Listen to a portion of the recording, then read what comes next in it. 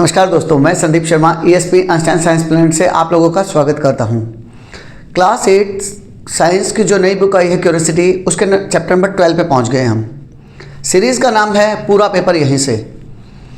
Basically ये series question answer series है, बहुत डीप में लेके जाएंगे आपको। मुझे नहीं लगता इस सीरीज़ को करने के बाद आपको कोई और क्वेश्चन पढ़ने की ज़रूरत है। नॉट ओनली NCERT के क्वेश्चन आंसर तो हैं ही, साथ के साथ जितने क्वेश्चन बन सकते थे सब इंक्लूड किए हैं। जितने तरीकों से बन सकते थे, एक क्वेश्चन मान लिया किसी दूसरे तरीके से पूछा जा सकता है, तीसरे तरीके से पूछा जा सकता है, तो मैंने क्या किया, उन क्वेश्चंस को उतने तरीकों से ऐड किया है, फिर उसके आंसर बनाए हैं। नॉर्मली एक चैप्टर में लगभग हम 1 घंटे से 1.5 घंटे के बीच में कर रहे हैं और उसमें लगभग 150 क्वेश्चन कर रहे हैं। अब एक बात बताइए, हर एक चैप्टर में से जब 150 क्वेश्चन अटेम्प्ट कर लेंगे तो बचेगा क्या? मुझे नहीं लगता उसके बाद आपको कुछ करने की जरूरत है। यहाँ चैप्टर कर रहे हैं, chapter number 12, how nature works in harmony. इस चैप्टर में ये बता रखा है कि जो नेचर है कैसे कंबाइंड होके, कैसे मिलजुल के काम करता है। स्पेशली इस चैप्टर को पढ़ने से पहले इस चैप्टर का पर्पस आपको जरूर समझ में आना चाहिए कि भाई ये चैप्टर हमें पढ़ाया क्यों गया। क्या इन हाथियों के लिए पढ़ाया या फिर नेचर के लिए पढ़ाया? किस लिए पढ़ाया? Nature works in harmony, nature कैसे मिलजुल के काम करता है वो समझेंगे। सिंपल वर्ड में कहूँ तो अगर आपने ये समझ लिया कि the earth is not for human being, earth is not for the human being only, हमें को एग्जिस्टेंस में बिलीव करना है। हम भी रहें, जानवर भी रहे, एक चींटी से लेके एक हाथी तक सब इंपॉर्टेंट है। अगर आप इस टाइप से समझ सकते हैं कि भाई आपके घर में चूहे हैं, कॉकरोचेस हैं, तो वो भी रहेंगे।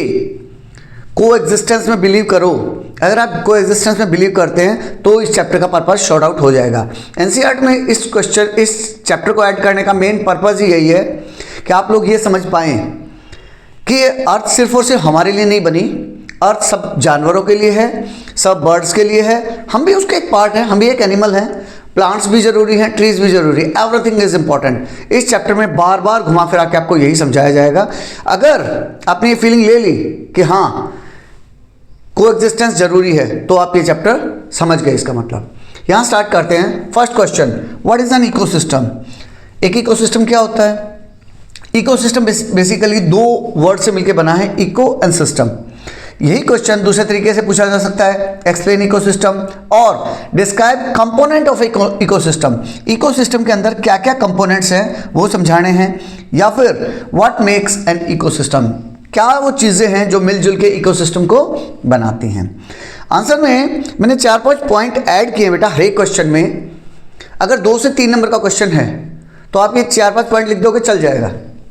अगर 5 नंबर का क्वेश्चन है तो इन्हीं लाइंस को थोड़ा मॉडिफाई कर दीजिएगा, आगे पीछे कुछ ऐड कर दीजिएगा, शॉर्ट आउट हो जाएगा। जैसे बता रहा है, an ecosystem is a system, एक इकोसिस्टम वो सिस्टम है formed by the biotic and abiotic components. Biotic कौन से कंपोनेंट बेटा? आगे क्वेश्चन ऐड हैं। बायोटिक का मतलब वो कंपोनेंट जिसमें लाइफ है, जिसमें बायो है, बायो मतलब लाइफ, जिसमें लाइफ है। एबायोटिक, बायोटिक के सामने, बायोटिक के पहले उसने ए लगा दिया, ए का मतलब उसका अपोजिट, जिसमें लाइफ नहीं है। तो अभी हम समझ गए इसके बारे में। बायोटिक और एबायोटिक को हम डिटेल में समझेंगे। It includes plants, animal, air, water and soil. इसमें ये सब एग्जांपल के लिए दे दिए। जैसे प्लांट और एनिमल क्या है बेटा? बायोटिक सब्सटेंसेस है, whereas air, water and soil they comes under abiotic substances. Living and non living parts interact with each other. जो इकोसिस्टम है उसमें 2 पार्ट बताए, कौन कौन से? बायोटिक और एबायोटिक। बायोटिक मतलब लिविंग चीज़ें, एबायोटिक मतलब नॉन लिविंग चीज़ें। तो वही बता रहा है कि लिविंग और non living parts interact with each other, एक दूसरे के साथ इंटरेक्शन करते हैं। जैसे आप किसी शहर में, गांव में कहीं भी रह रहे हैं तो वो भी एक अपने आप में इकोसिस्टम ही है। तो आप तो वहाँ रह ही रहे हैं, उसके अलावा प्लांट्स भी हैं, दूसरे एनिमल्स भी हैं, और एयर है, वाटर है, सॉइल है, ये सब क्या चीज़ें हैं? सब पूरा मिलके एक इकोसिस्टम बनाते हैं। Energy and nutrients flow with in the system. और एनर्जी और न्यूट्रिएंट्स हम एक दूसरे से लेते हैं, देते हैं, उनके बीच में कम्युनिकेशन चलता रहता है। It maintains natural balance. इस सब से क्या होता है बेटा? नेचुरल बैलेंस बना रहेगा। अभी next question, what are biotic components. ठीक है, इकोसिस्टम में दो पार्ट बता दिए, बायोटिक एबायोटिक। तो बायोटिक कंपोनेंट्स क्या होते हैं? Explain living components. अगर डायरेक्ट कहूं तो बायोटिक मतलब living components of ecosystem. Name biotic factors. Question को दूसरे तरीके से पूछा जा सकता है कि बायोटिक फैक्टर क्या क्या होते हैं, उनके नाम लिखिए। और डिस्क्राइब बायोटिक कंपोनेंट्स। आंसर में आप लिखेंगे biotic components are living organism, वो ऑर्गेनिज्म जो कि जिंदा है, includes plant, animal and micro organism. और आप पौधे बोल दीजिए, एनिमल बोल दीजिए, और माइक्रो ऑर्गेनिज्म को आप माइक्रोब्स भी बोल सकते हैं शॉर्टकट में। They depend on each other for food and survival, वो एक दूसरे के ऊपर डिपेंड करते हैं फूड के लिए और सर्वाइवल के लिए। छोटा सा एग्जांपल लेते हैं, जैसे आपके घर में मच्छर है, वो मच्छर आपका खून पी रहा है, सर बहुत बुरा है, उसको तो मारना बहुत ज़रूरी है। वो भी भाई उसी तरीके से एक दूसरे के ऊपर हम डिपेंड हैं फूड के लिए और सर्वाइवल के लिए। कोई किसी को खा रहा है, कोई किसी को खा रहा है। जैसे जैसे चैप्टर आगे बढ़ेगा हम समझेंगे। थ्योरी में हमने समझा है। अगर आपको इस चैप्टर में कहीं डाउट हो तो मेरी इन डेप्थ सीरीज है बेटा, जहां मैंने पूरी थ्योरी को बड़े एक एक वर्ड को अच्छे से समझा रखा है। वो आप प्लेलिस्ट में जाइएगा, प्लेलिस्ट आपको मिल जाएगी। Form food chains. तो इस तरह से जब एक दूसरे के ऊपर डिपेंडेंट हैं तो वो सब मिलके क्या बनाते हैं बेटा? फूड चेन बनाते हैं एंड फूड वेब बनाते हैं। फूड चेन बनाएंगे और फूड वेब बनाएंगे, आगे इनके बारे में डिटेल में समझेंगे। Help maintain ecosystem balance. तो इस तरह से जो एक दूसरे के साथ दोस्ती रखते हैं, दुश्मनी रखते हैं, वो उसको खा जाएगा, वो उसको खा जाएगा, इस टाइप से वो इकोसिस्टम बैलेंस रहेगा। एबायोटिक के बाद क्या है? उसका उल्टा एबायोटिक। बायोटिक के सामने ए लगा दिया यानी उसका उल्टा। तो बायोटिक क्या था? जिंदा चीजें थी। एबायोटिक जो मरी हुई चीजें हैं, जो जिसमें लाइफ नहीं है। Explain non living components of ecosystem. Ecosystem के नॉन लिविंग कंपोनेंट्स को एक्सप्लेन कीजिए। नेम एबायोटिक फैक्टर्स और describe abiotic components. Abiotic components are non living factors. वो कैसे बेटा? नॉन लिविंग फैक्टर हैं। सिंपल वर्ड में कहें तो नॉन लिविंग फैक्टर हैं। इसमें क्या क्या होगा? एयर जिंदा है क्या? नहीं। वाटर जिंदा है क्या? नहीं। सॉइल जिंदा है क्या? नहीं। सनलाइट जिंदा है क्या? टेम्परेचर जिंदा है क्या? कोई भी चीज़ इसमें ऐसी नहीं है जिसमें लाइफ है। कोई भी चीज़ ऐसी नहीं है जिसमें लाइफ है। That's why they are non living factors. तो एबायोटिक क्या हो गया बेटा? Non living factors. They affect growth of organism. Growth of organism में सर ये कैसे हेल्प करते हैं? एक बात बताओ, सनलाइट अगर ढंग से मिलती है तो प्लांट ग्रो करेगा? हाँ सर, ग्रो करेगा। मिट्टी में अगर न्यूट्रिएंट्स हैं तो प्लांट ग्रो करेगा। प्लांट ग्रो करेगा तो हमें सफिशिएंट न्यूट्रिएंट्स मिलेंगे, इनडायरेक्टली या इनडायरेक्टली। वाटर जरूरी है, एयर। तो मतलब बेसिकली कहें तो ये सब मिलजुल के, ये सब कंपोनेंट मिलजुल के हमारे ग्रोथ के लिए जरूरी हैं। दे अफेक्ट ग्रोथ ऑफ ऑर्गेनिज्म। इसीलिए कहा है कि वो ऑर्गेनिज्म की ग्रोथ में इंपॉर्टेंट रोल प्ले करते हैं।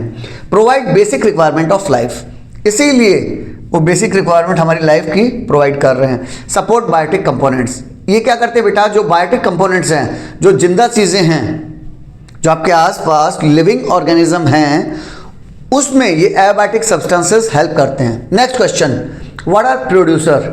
प्रोड्यूसर सर वो होते हैं जो फिल्म बनाते हैं, वही है क्या प्रोड्यूसर? नहीं बेटा, अभी हम बायोलॉजी पढ़ रहे हैं। यहाँ हम प्रोड्यूसर मूवी वाले प्रोड्यूसर नहीं है। ये कौन से प्रोड्यूसर हैं? जो प्रोड्यूस करते हैं, जो खाने को पैदा कर रहे हैं। एक्सप्लेन रोल ऑफ प्रोड्यूसर और डिस्क्राइब प्रोड्यूसर्स विद एग्जांपल और what is mean by producer. किसी भी तरीके से आए, आंसर वही रहेगा।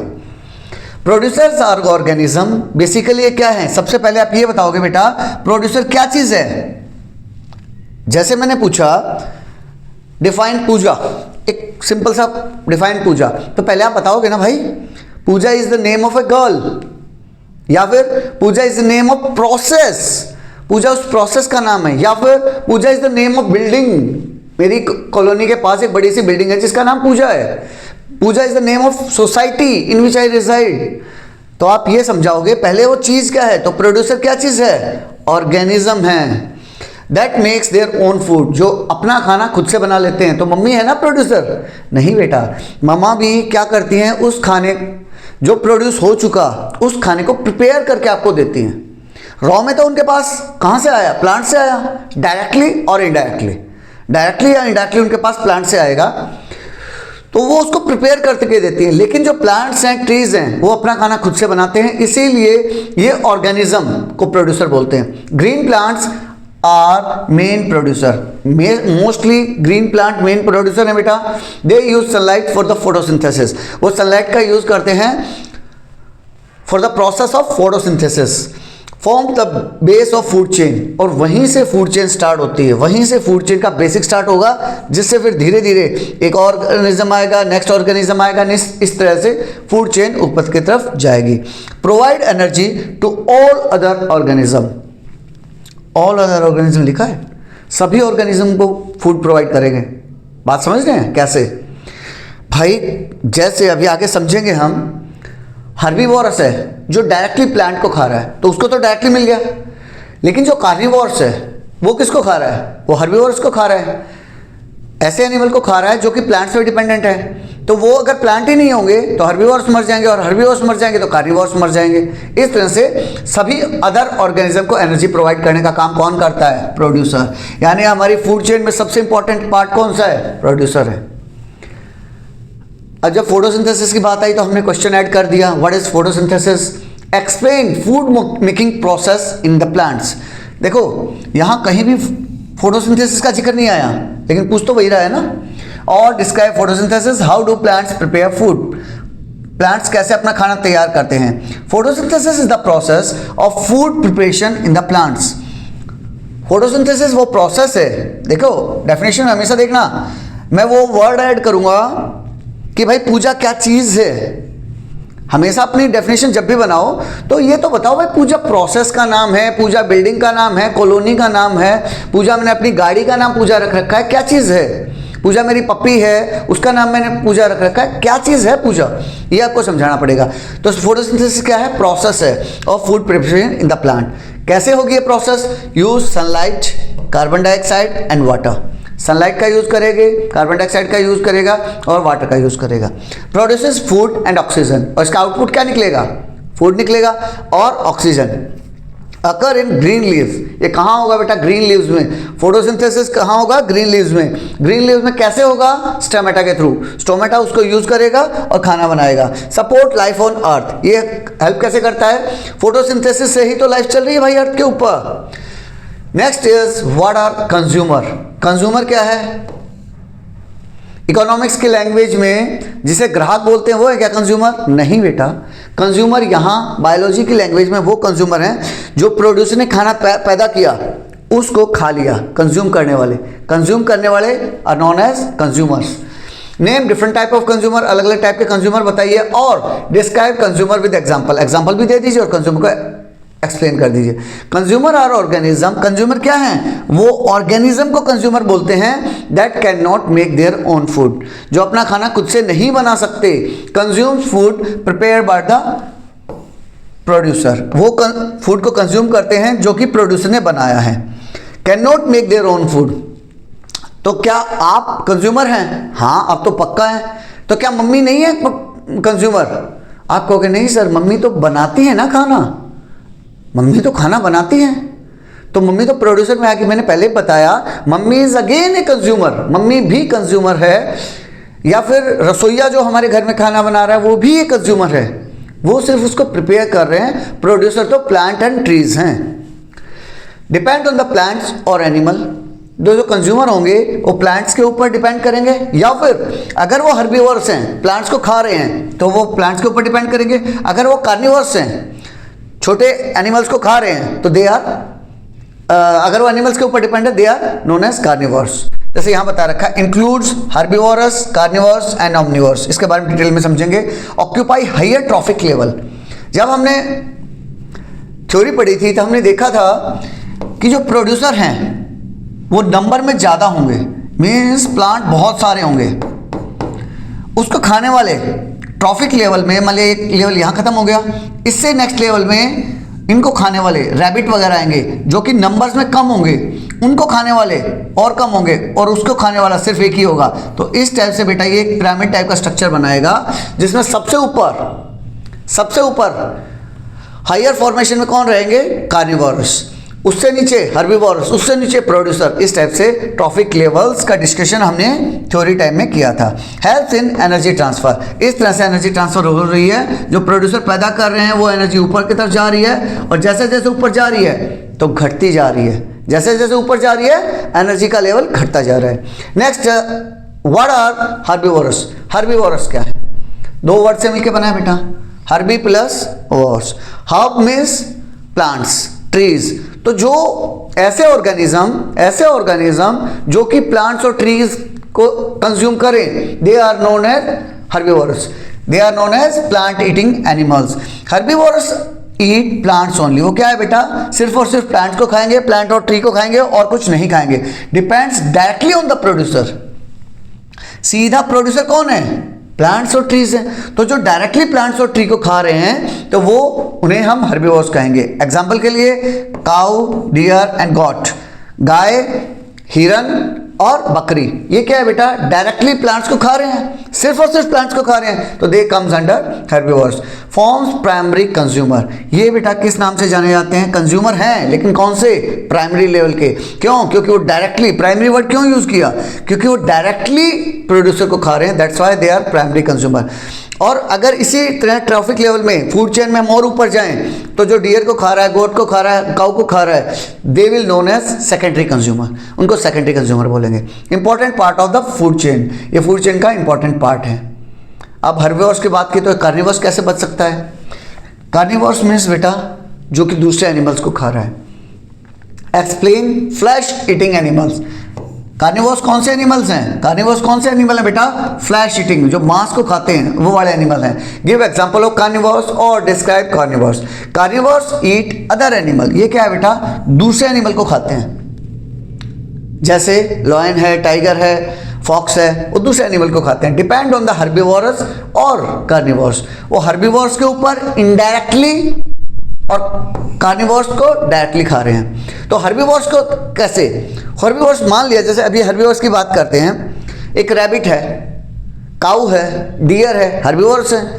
तो वो कैसे बेटा? ग्रास को खा रहे हैं। और जो कार्निवोरस होगा वो इन हर्बीवोरस को खाएगा, या फिर कोई दूसरा कार्निवोरस, छोटे लेवल के कार्निवोरस हो सकते हैं, उनको खाएगा।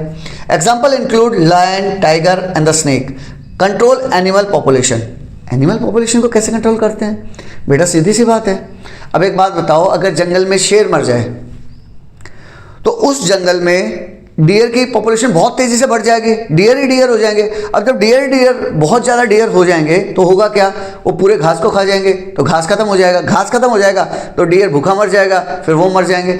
तो इसीलिए एनिमल को भी, एनिमल की पॉपुलेशन को कंट्रोल करना भी बहुत ज़रूरी है। एक रिसेंट मैं अपनी लाइफ का एग्जांपल शेयर करता हूँ।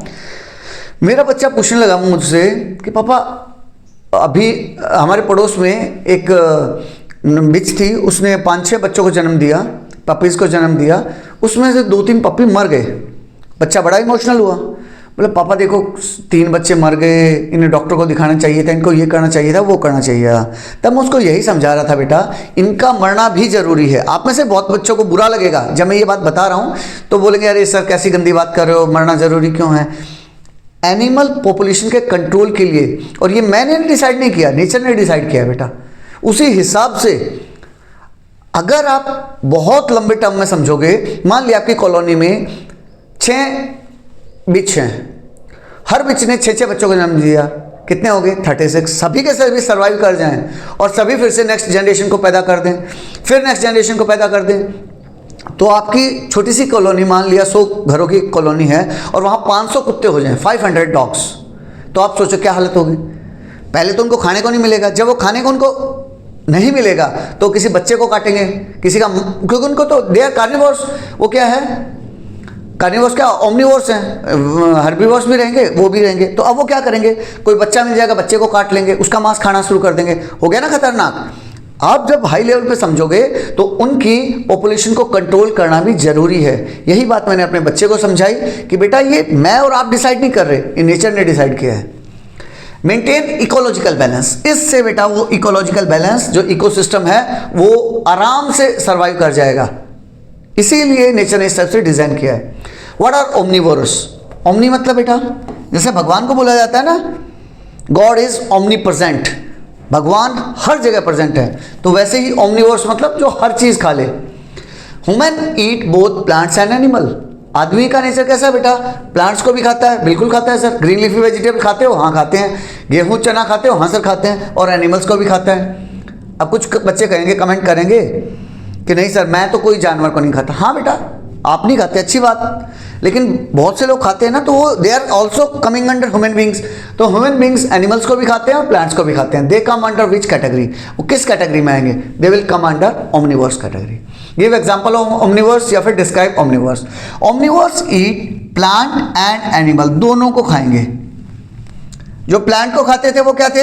हर्बीवोरस। जो एनिमल्स को खाते थे वो क्या थे? कार्निवोरस।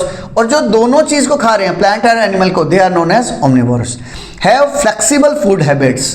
फ्लेक्सिबल है उनकी फूड हैबिट्स, जिद्दी टाइप नहीं है। जैसे अभी के बच्चे हैं ना, क्या करते हैं, मम्मी मेरे को ये नहीं खाना है। नहीं खाना तो नहीं खाना, कुछ भी कर लो। नहीं खाऊंगा मम्मी, मैं नहीं खाऊंगा। उनकी फ्लेक्सिबल फूड हैबिट्स नहीं है। और जो हमारे और हमसे भी पुराने हमारे पेरेंट्स वगैरह थे, उनके पेरेंट्स थे, उनको बेचारे को भाई जो मिल गया ना तुरंत खा लिया, टकाटक टकाटक। वो example includes human, bear and crow. Human सब कुछ खा सकता है, बियर खा लेता है, क्रो खा लेता है। Can occupy different trophic level.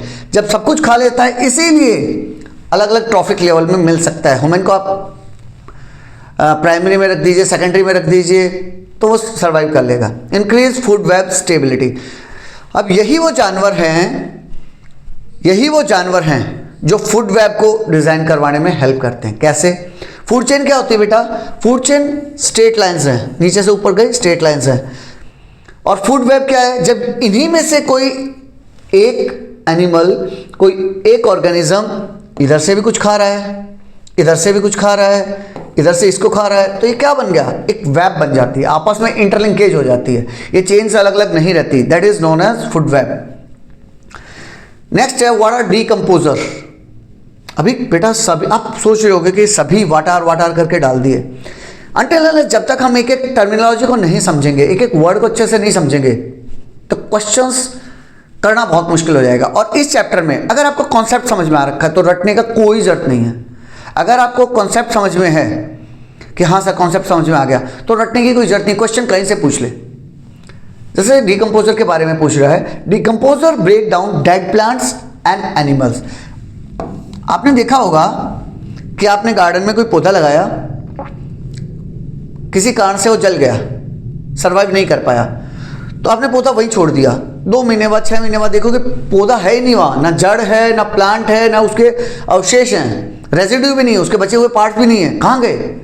Similarly अगर आपकी कॉलोनी में specially in the outskirts of the city के बाहरी एरिया में जहाँ सिटी खत्म हो रही है, वहाँ देखा होगा कोई भी सिटी में जानवर मर गया, गाय कुत्ता बिल्ली वगैरह कुछ भी मर गई, तो लोग क्या करते हैं उसको वहाँ ले जाके छोड़ देते हैं आउटस्कर्ट्स में। 2-4 दिन स्मेल आएगी, बच्चे कहेंगे अरे बड़ी गंदी से स्मेल आ रही है, फिर क्या होगा? फिर वो 5-7 दिन बाद वो पूरा जानवर ही गायब हो जाता है। कहाँ चला गया? वहाँ रोल आता है बेटा डीकंपोजर्स का, वहाँ रोल आता है डीकंपोजर। डीकंपोजर 2 वर्ड से मिलकर बना है बेटा। कंपोजर जो बनाते हैं, कंपोज करते हैं, उसको बनाते हैं। डीकंपोजर उसका उल्टा, जो उसको डिसइंटीग्रेट कर देते हैं, छोटे छोटे पार्ट में तोड़ देते हैं। तो यहाँ जो डीकंपोजर है बेटा, वो डेड प्लांट्स को और एनिमल को ब्रेक डाउन कर देते हैं, छोटे छोटे पार्ट में तोड़ देते हैं। Includes bacteria and fungi. इसके अंदर बेटा बैक्टीरिया एंड फंगी इंक्लूड हो गए। वल्चर वगैरह आप इंक्लूड कर सकते हो, जो डेड प्लांट्स को और एनिमल को खत्म कर दे और उसको न्यूट्रिएंट्स में डिकम्पोज कर दे। कन्वर्ट्स वेस्ट, जो वेस्ट था अभी तक, एक एनिमल वेस्ट ही था मरा हुआ, एक प्लांट वेस्ट ही था, तो उसको कन्वर्ट कर दिया कि इसमें सिंपल सब्सटेंसेस में, सो यूजफुल फॉर रिसाइकलिंग। इस तरह से उसने उस चीज को, उस मरे हुई जानवर को रिसाइकल कर दिया। Return nutrients to the soil and water. तो इससे फायदा क्या होगा बेटा? सॉइल को और वाटर को न्यूट्रिएंट्स मिल जाएंगे। Help maintain natural harmony. तो इससे फायदा क्या होगा? नेचुरल हार्मनी मेंटेन रहेगी। मींस जो गड्ढा हो गया था, जो प्लांट खराब हो गया था, जो एनिमल खत्म हो गया था, उस एनिमल को, उस प्लांट को रिसाइकिल कर दिया, फिर से न्यूट्रिएंट्स में कन्वर्ट कर दिया, अगेन यूजफुल। अब आता है what is the food chain. Food chain क्या है? आपके बुक में बड़े अच्छे से सब एक्सप्लेन किया है बेटा। फूड चेन मान लिया ग्रास है, ग्रास से ऊपर, ग्रास को कौन खाता है? रैबिट खा रहा है, रैबिट को कौन खा रहा है? फॉक्स खा रहा है, फॉक्स को कौन खा रहा है? लॉयन खा रहा है। तो इस टाइप से वो फूड चेन कहलाएगी। Explain transfer of food in nature. अब क्वेश्चन आया ट्रांसफर ऑफ फूड को एक्सप्लेन कीजिए। बच्चा बोलेगा सर मैंने तो ये पढ़ा ही नहीं है, मैंने तो फूड चेन पढ़ी है। बेटा वो इनडायरेक्टली आपसे फूड चेन ही पूछ रहा है। इन क्वेश्चन को इस और फॉर्मेट में डालने का मेन पर्पज यही है कि क्वेश्चन किसी भी लैंग्वेज में आ जाए, किसी भी तरीके से आ जाए, आप अटेम्प्ट कर पाओ। Describe food chain with example. Food chain with example explain करो। A food chain shows who eats whom। This is the keyword. Keywords को मैंने बोल्ड में ऐड किया है बेटा। हु ईट्स whom, कौन किसको खाता है, ये कौन बताएगा बेटा? मुझे फूड चेन बताएगी।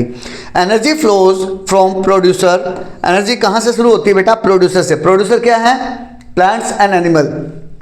ऊपर की तरफ जाएगी, कंज्यूमर की तरफ जाएगी, एनर्जी फ्लो करेगी प्रोड्यूसर से कंज्यूमर की तरफ। Each step is a trophic level. हर एक स्टेप इसको ट्रॉफिक लेवल बोलते हैं। ट्रॉफिक लेवल के बारे में मैंने बताया था अभी। इस टाइप से पिरामिड होगा।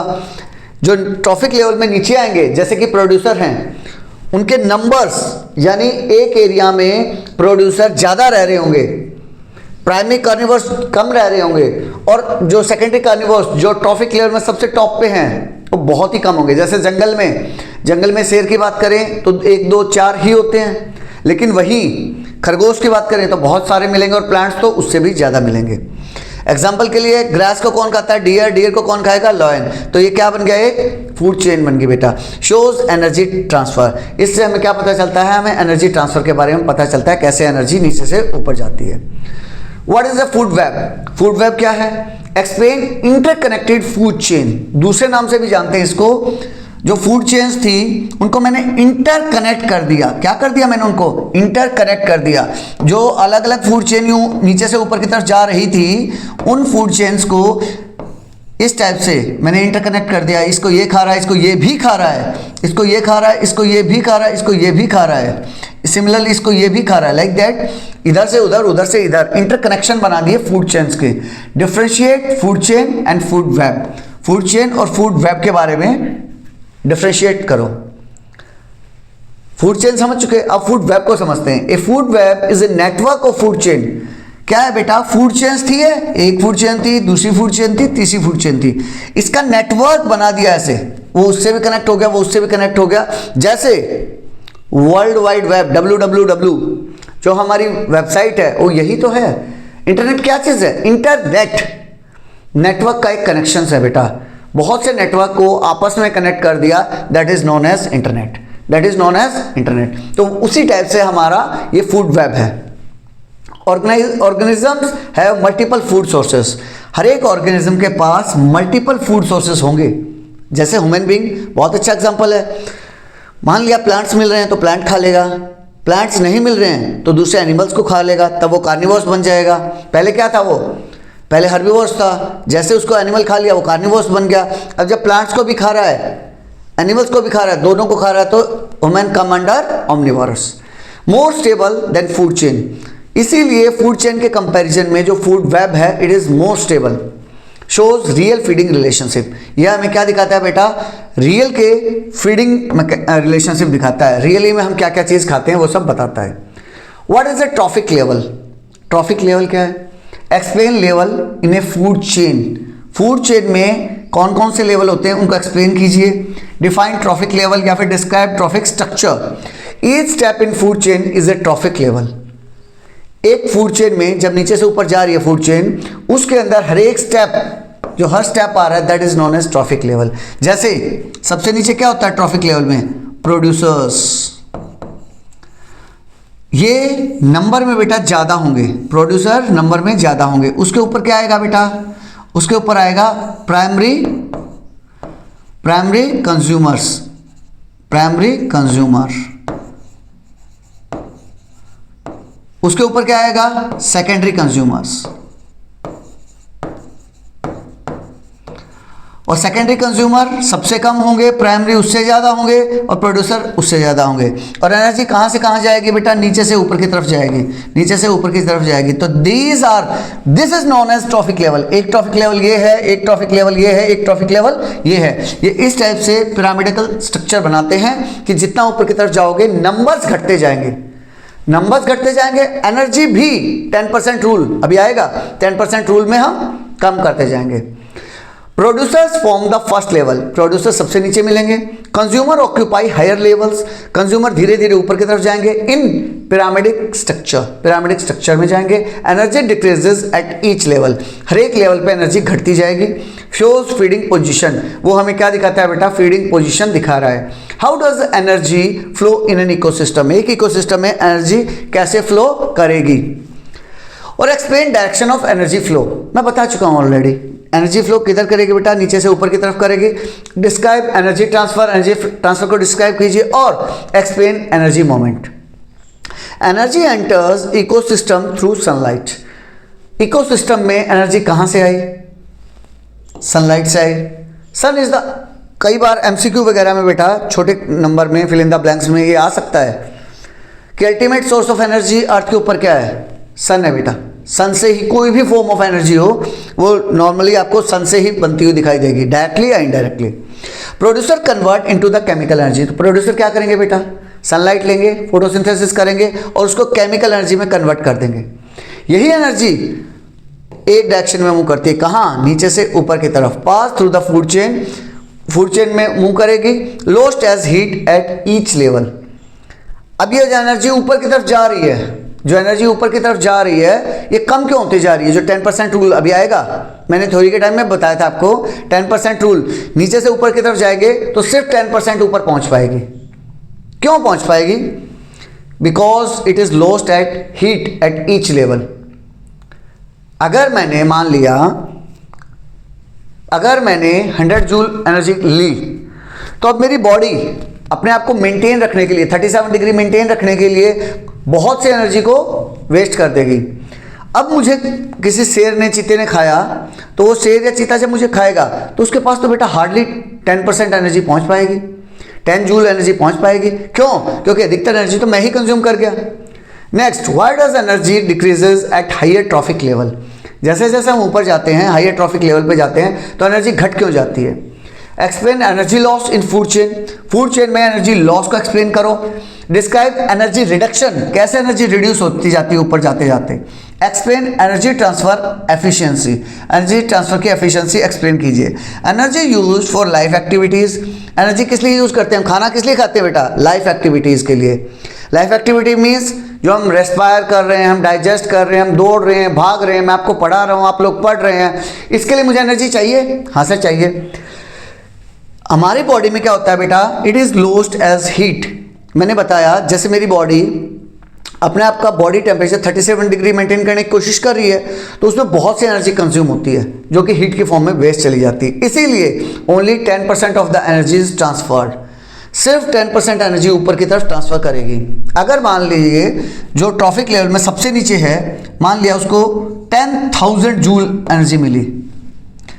अब अगर इससे ऊपर वाले लेवल पे जाएगा, जो एनिमल इसको खाएगा उसको इसका 10% यानी 1 0 हटा दीजिए, 1 0 हटा दीजिए, इतना जूल एनर्जी मिलेगी। अब जो इसको खाएगा वो उसका और 10% यानी इतनी एनर्जी मिलेगी।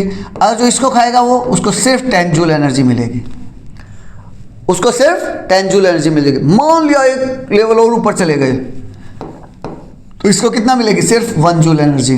अब एक बात बताओ, जिसको 1 जूल एनर्जी मिल रही है वो भी एक एनिमल को खाने के बाद, तो क्या वो सर्वाइव कर पाएगा? इसीलिए ऐसा होता है बेटा, फूड चेन मैक्सिमम 3, 4 या 5 तक जाएगी, उससे ऊपर के लेवल बन ही नहीं पाएंगे। क्यों नहीं बन पाएंगे? क्योंकि जिस ऑर्गेनिज्म को सिर्फ इतनी सी एनर्जी मिल रही है वो तो बेचारा मर जाएगा ना। इसीलिए ट्रॉफिक लेवल 3-4 के आसपास जाके रुक जाते हैं। Only 10% of energy is transferred. This principle is known as 10% law. इस प्रिंसिपल को बोलते बेटा 10% law। किसने दिया था? Referred as Lindeman's law। लिंडेमस ने बेटा ये लॉ दिया था, इसलिए उनके नाम के ऊपर ही इस लॉ का नाम रख दिया गया। Less energy available upwards। Less energy, ऊपर की तरफ जाओगे तो वहां कम एनर्जी होगी। लिमिट्स फूड चेन लेंथ, इसी के कारण फूड चेन की लेंथ जो अभी इस इमेज में मैंने आपको 5 दिखा रखी है, 1 2 3 4 5, तो वो क्या है बेटा, और ऊपर जाएंगे तो सर्वाइव नहीं कर पाएगा।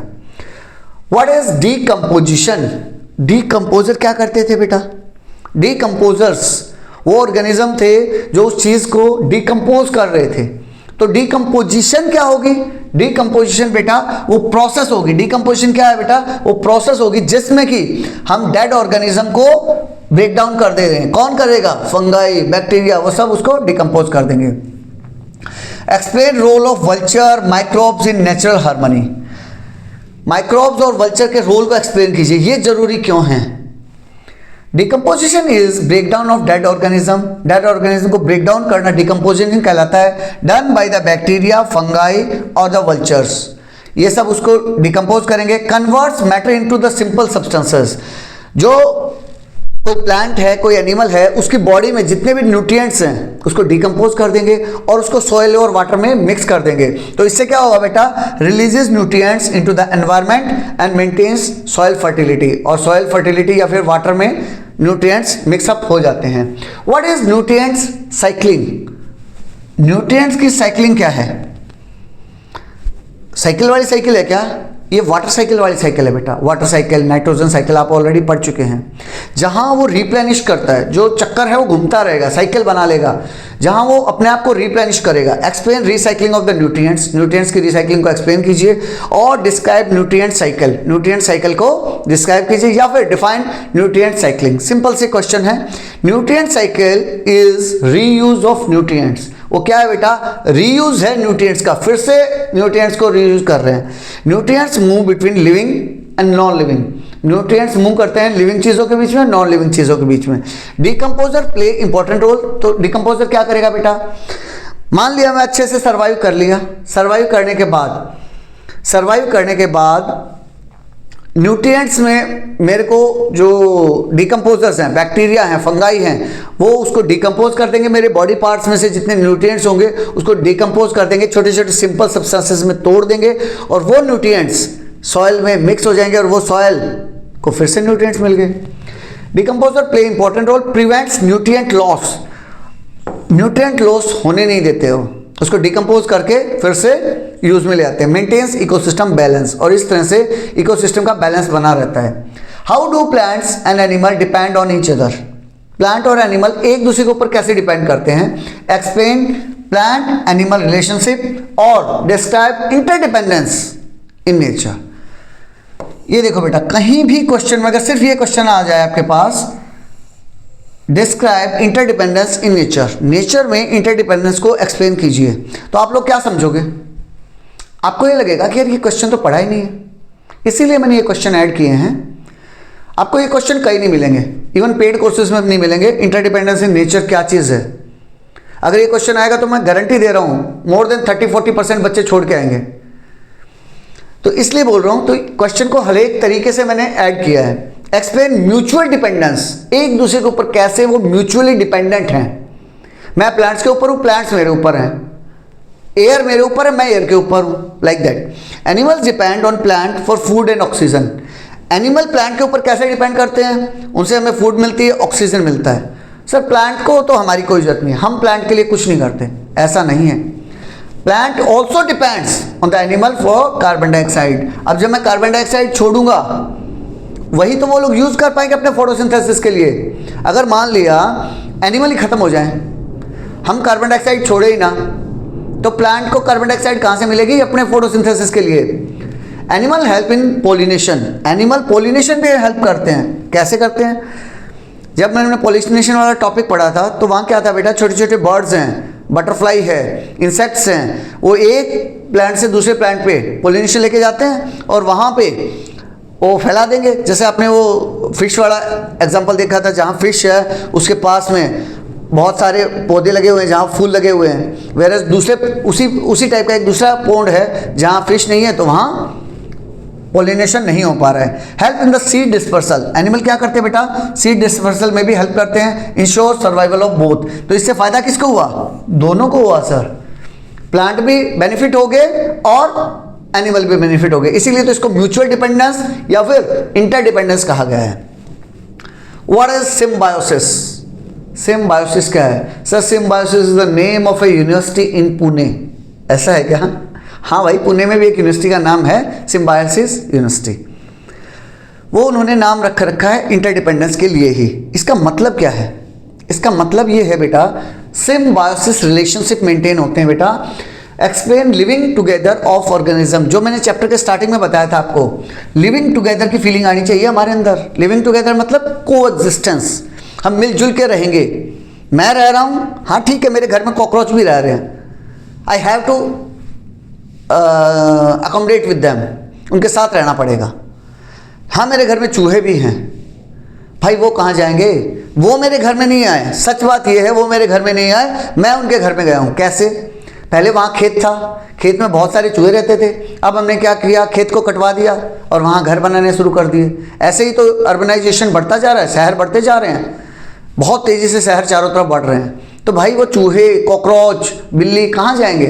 तो यही बता रहा है, को एग्जिस्टेंस में बिलीव करना है अपने को।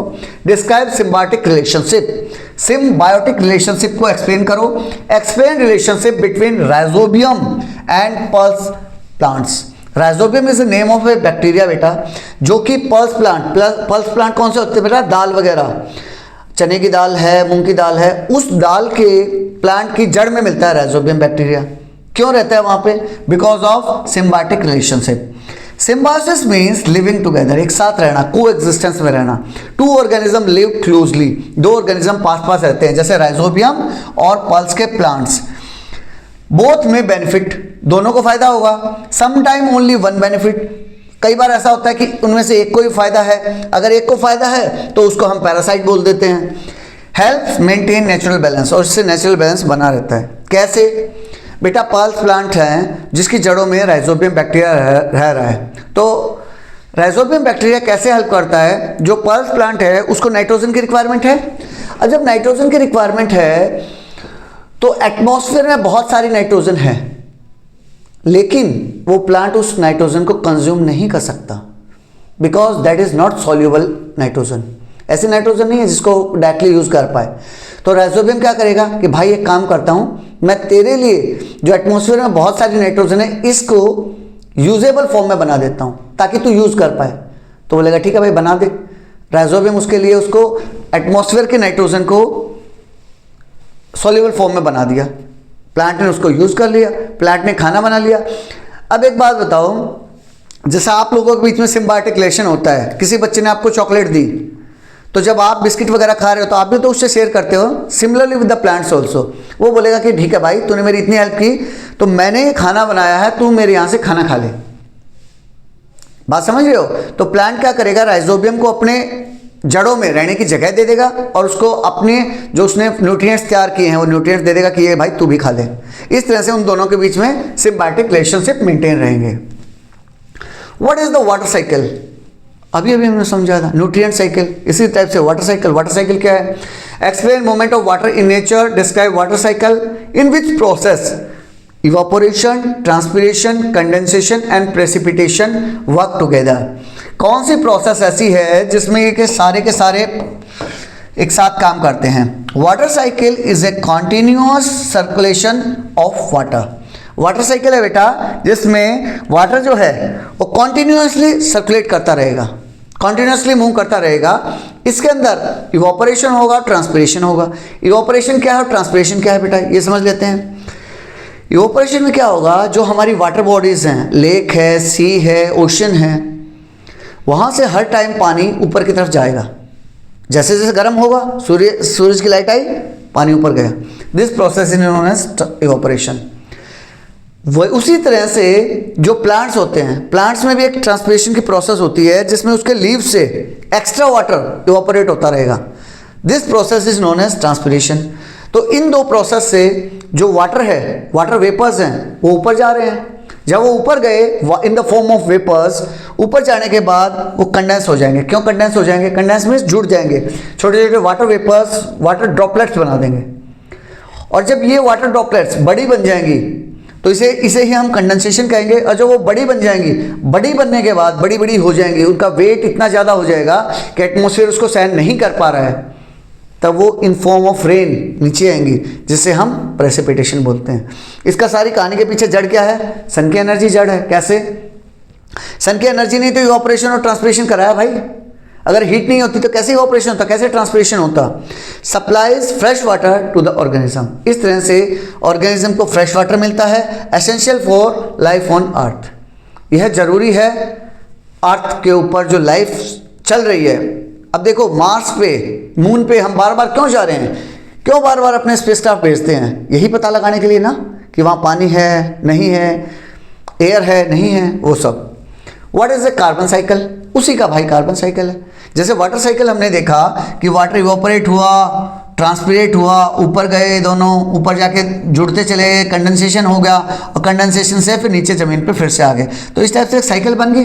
इसी टाइप से कार्बन की भी साइकिल चलती रहती है, कार्बन का भी मूवमेंट चलता रहता है। Explain movement of carbon in nature. Carbon cycle shows circulation of carbon. जैसे वहाँ वाटर साइकिल में सर्कुलेशन किस चीज़ का था? वाटर का था। यहाँ सर्कुलेशन किस चीज़ का होगा? यहाँ कार्बन का सर्कुलेशन होगा। Plant uses carbon dioxide in photosynthesis. Plant क्या करेंगे बेटा? फोटोसिंथेसिस में कार्बन डाइऑक्साइड को यूज करते हैं। Carbon returns through respiration. Carbon return हो जाएगी कैसे? रेस्पिरेशन के थ्रू, जो हम सांस लेते और छोड़ते हैं ना, रेस्पिरेशन के through. Also return by decomposition. वो रिटर्न कैसे हो जाएगी बेटा? डीकम्पोजिशन से भी, जो हमने डीकम्पोजर करते हैं ना, जो डीकम्पोज करते हैं, उसके थ्रू भी वापस आ जाएगी। इस तरह से गैस का बैलेंस बना रहेगा, कार्बन साइकिल चलती रहेगी। अब नाइट्रोजन साइकिल क्या है? नाइट्रोजन साइकिल भी उसी का है। नाइट्रोजन भी सेम ऐसे ही काम करेगा। वही क्वेश्चन है, राइजोबियम कैसे पल्स को मेंटेन करेगा नाइट्रोजन फिक्सेशन में।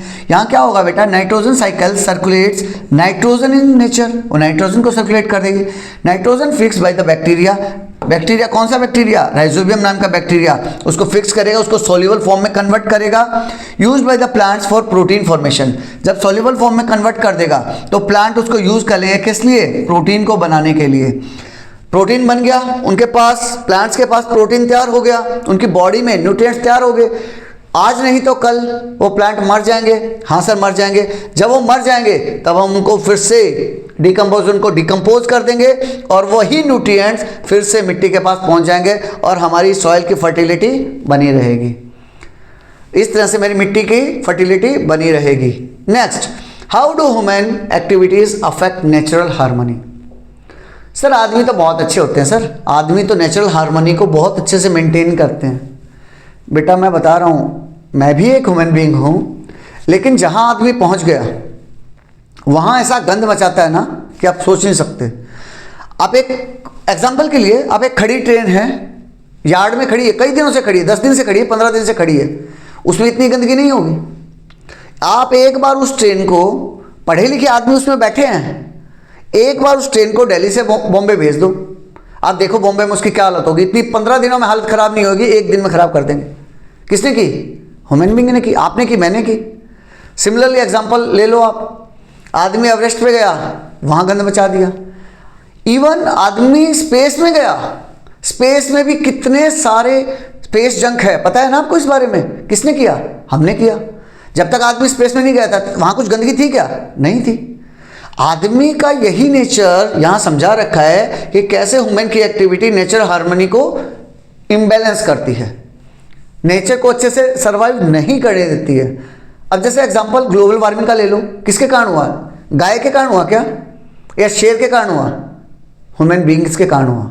क्योंकि जो हम पॉलीथीन यूज कर रहे हैं, पेट्रोल यूज कर रहे हैं, केरोसिन यूज कर रहे हैं, डीजल यूज कर रहे हैं, उसके कारण हो रहा है। Activities like deforestation. अब डिफॉरेस्टेशन कौन कर रहा है? डिफॉरेस्टेशन कौन कर रहा है? आदमी तो कर रहा है।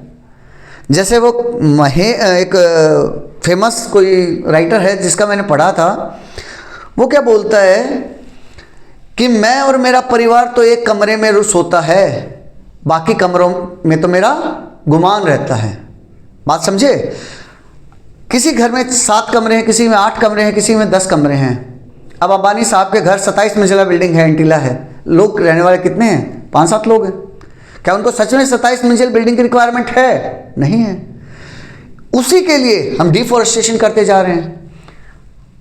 जैसे बेटा हमारी इच्छाएं खत्म नहीं हो रही हैं, हमारी इच्छाएं कभी खत्म नहीं होती, और यही हार्मनी को इम्बैलेंस करने में बहुत बड़ा फैक्टर है। Pollution harms air, water and soil.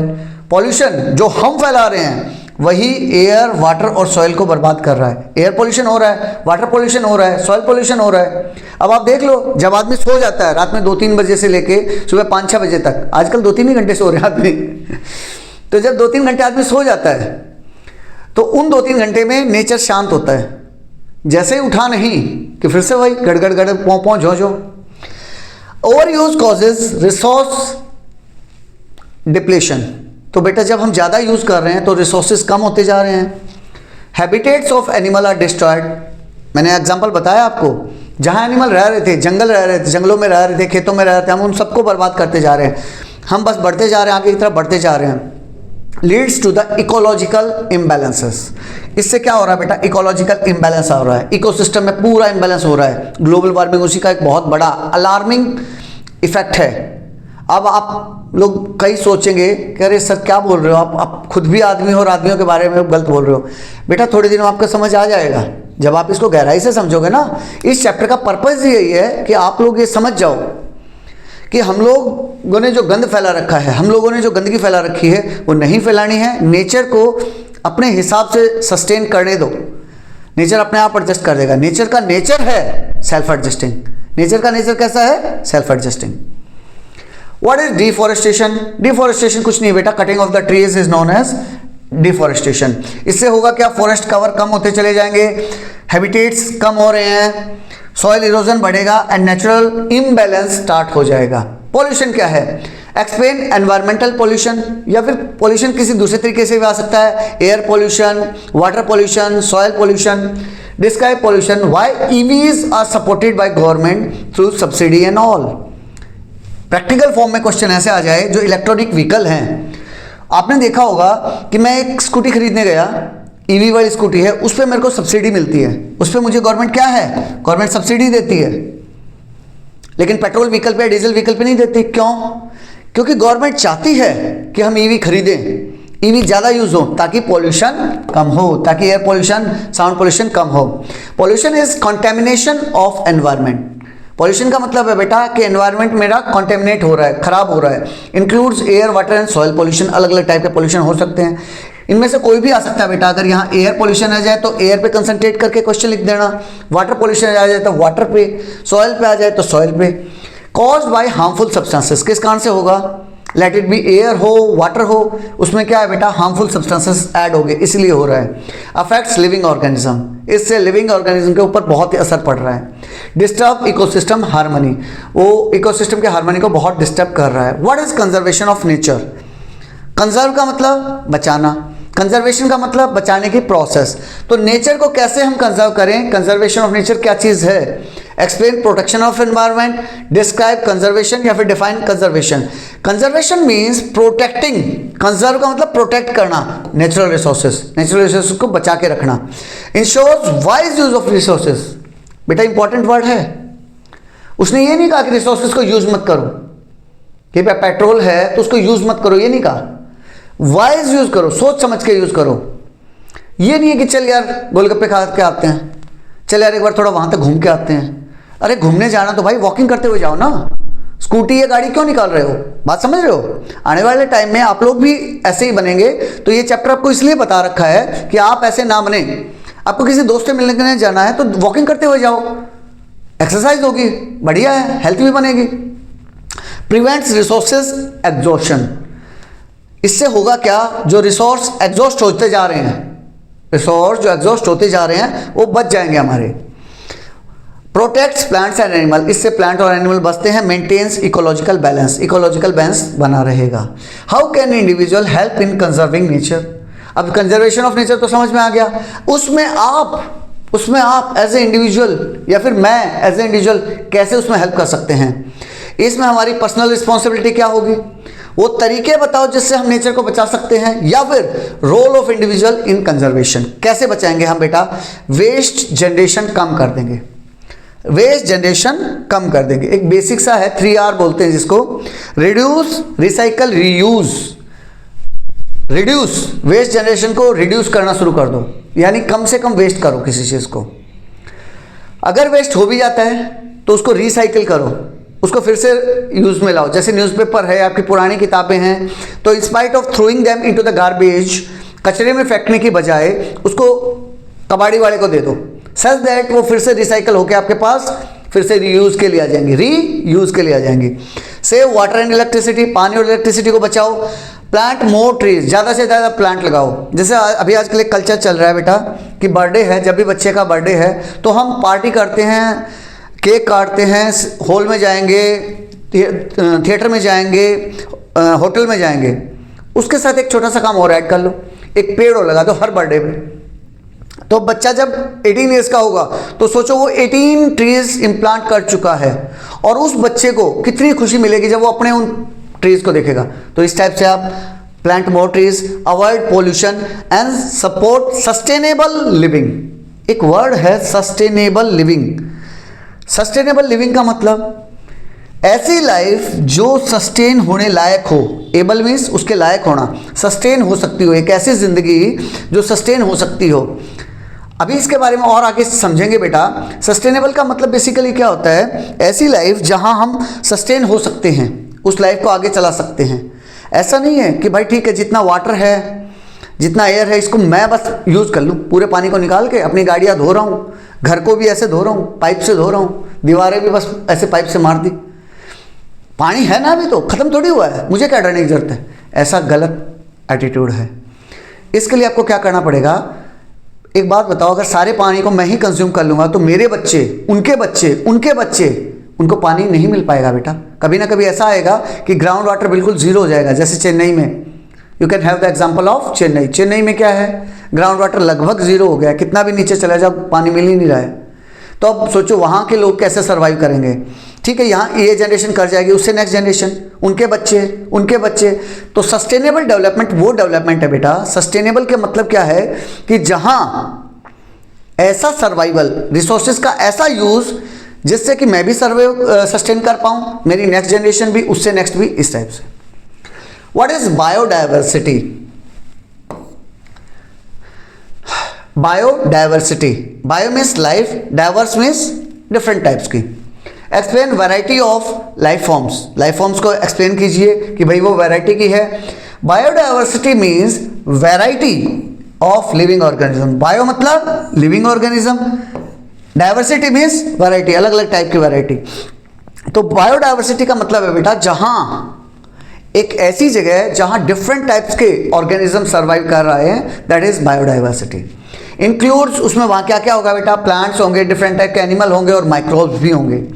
Found in different habitats, वो अलग अलग जगह पे रह रहे होंगे। हैबिटेट का मतलब जहाँ वो रह रहे हैं। सपोर्ट्स इकोसिस्टम स्टेबिलिटी, तो जितनी भी कोई चीज़ बायोडाइवर्स होगी, जितनी भी कोई चीज़ बायोडाइवर्स होगी उतना ही वो स्टेबल होगी। Essential for life survival, life survival के लिए बहुत ज़रूरी है। How does biodiversity support harmony in nature? ये समझा रहा है कि कोई जगह, कोई इकोसिस्टम ऐसा है जो कि बहुत बायोडाइवर्स है, जो कि बहुत बायोडाइवर्स है। एक इकोसिस्टम है, मान लिया फॉरेस्ट एक बहुत अच्छा एग्जांपल होता है बेटा बायोडाइवर्सिटी के लिए। तो कैसे वो नेचुरल हार्मनी को मेंटेन रखने में हेल्प करता है। Why is the loss of one species harmful to the entire forest ecosystem? यही क्वेश्चन 10 तरीकों से आ सकता है। उसने बोला कि एक स्पीसीज गायब होगी, एक फॉरेस्ट का इकोसिस्टम था, उसमें से कोई एक स्पीसीज गायब होगी। इसी लॉस ऑफ वन स्पीसीज की जगह ये लिख सकता है कि भाई फॉरेस्ट की ये वाली फूड चेन थी, इस फूड चेन में से फॉक्स गायब हो गई, तो इकोसिस्टम पे क्या फर्क पड़ेगा। इस फूड चेन में से लॉयन गायब हो गया तो कोई फर्क पड़ेगा क्या? आप कहोगे हाँ सर लॉयन तो बड़ा एनिमल है, तो लॉयन से तो सर बहुत बड़ा फर्क पड़ेगा। फिर क्वेश्चन आएगा ठीक है अगर मच्छर गायब हो गया तो अरे सर मच्छर तो बढ़िया है, मर जाए सारे, हम तो यही चाहते हैं, मच्छर तो बहुत परेशान करते हैं। बेटा मच्छर भी जरूरी है। इस चैप्टर में कहीं भी कैसा भी क्वेश्चन आ रखा हो कि भाई मैं इस फूड चेन में से, इस फूड वेब में से अगर ये ऑर्गेनिज्म को निकाल लूं, आपको कितना भी बेकार लग रहा हो ऑर्गेनिज्म, लेकिन आप यही आंसर करेंगे कि वो ऑर्गेनिज्म बहुत ज़रूरी है, उस ऑर्गेनिज्म के बगैर पूरा इकोसिस्टम इम्बैलेंस हो जाएगा, उस ऑर्गेनिज्म के बगैर ये भूखा मर जाएगा, उसको खाना नहीं मिलेगा, उसको ये नहीं मिलेगा, उसको वो नहीं मिलेगा। इस टाइप से करके आपको प्रूव करना है कि हर एक ऑर्गेनिज्म बहुत जरूरी है। जैसे यहां बता रखा है बेटा, different species perform different roles, हर एक स्पीसीज का अलग अलग रोल दे रखा है। प्रोवाइड्स अल्टरनेटिव फूड रिसोर्सेज, ये क्या करते हैं बेटा, अल्टरनेट तरीके देते हैं हमें फूड सोर्सेज के लिए। इंक्रीजेस इकोसिस्टम स्टेबिलिटी, और एक ऑर्गेनिज्म जितना दूसरी फूड चेन से जुड़ा हुआ है, जितनी नेटवर्किंग अच्छी है, उतना ही वो इकोसिस्टम स्टेबल होगा। जैसे जंगल का इकोसिस्टम बताते हैं सबसे बेस्ट है। Health ecosystem recover from disturbances, तो उससे फायदा क्या मिलेगा, अगर किसी टाइप का कोई डिस्टर्बेंस आया भी तो मेरा इकोसिस्टम बैलेंस कर जाएगा, मेरा इकोसिस्टम रिकवर कर जाएगा, ठीक हो जाएगा। मेंटेन्स नेचुरल हार्मनी, और इस तरह से नेचुरल हार्मनी मेंटेन रहेगी। How do natural disaster affect ecosystem, natural disaster जब भी आते हैं, भूकंप आया, तूफान आया, बाढ़ आई, वो कैसे मेरे इकोसिस्टम को डिस्टर्ब कर देते हैं, वो समझाओ। Explain impact of disaster on nature, disaster का क्या इम्पैक्ट पड़ता है नेचर के ऊपर। डिस्क्राइब इफेक्ट ऑफ डिजास्टर और एक्सप्लेन इकोसिस्टम डिस्टर्बेंस, इकोसिस्टम कैसे डिस्टर्ब हो जाता है। जब भी बेटा कोई नेचुरल डिजास्टर आता है तो it destroys habitats of organism, organism के घरों को बर्बाद कर देता है। जैसे आप लोग खुद ही लगाओ, मान लिया आपके एरिया में बाढ़ आ गई, आपके एरिया में बहुत ज़बरदस्त साइक्लोन आ गया, घर उड़ गया, आपका घर तबाह हो गया, तो आपने देखा है अगले कुछ दिनों के लिए, कुछ महीनों के लिए आपकी लाइफ बिल्कुल डिस्टर्ब हो जाती है ना। वही बता रहा है, ऑर्गेनिज्म के घर उजड़ गए, प्रोड्यूस पॉपुलेशन साइज, तो उससे क्या होगा, अब जब बहुत से घर उजड़ गए, जानवर मर गए, तो उनकी पॉपुलेशन घट जाएगी, उन जानवरों की पॉपुलेशन घट जाएगी, इससे फूड चेन डिस्टर्ब हो जाएगी। अब सारी सेटिंग पहले से चल रही थी, मेरा घर बढ़िया से अरेंज था, मैं स्कूल भी जाता था, पापा ऑफिस जाते थे, मम्मी घर का संभाल रही थी, मम्मा भी जॉब जा रही थी, लेकिन जैसे ही तूफान आया, साइक्लोन आया, सब बर्बाद हो गया। अब ना मैं स्कूल जा पा रहा हूँ, मेरा स्कूल भी उड़ गया, मेरा घर भी बर्बाद हो गया, तो सब कुछ डिस्टर्ब हो गया। वही चीज़ समझा रहा है। इट अफेक्ट्स नेचुरल साइकिल, तो जो नेचुरल साइकिल चले आ रही थी वो डिस्टर्ब होगी।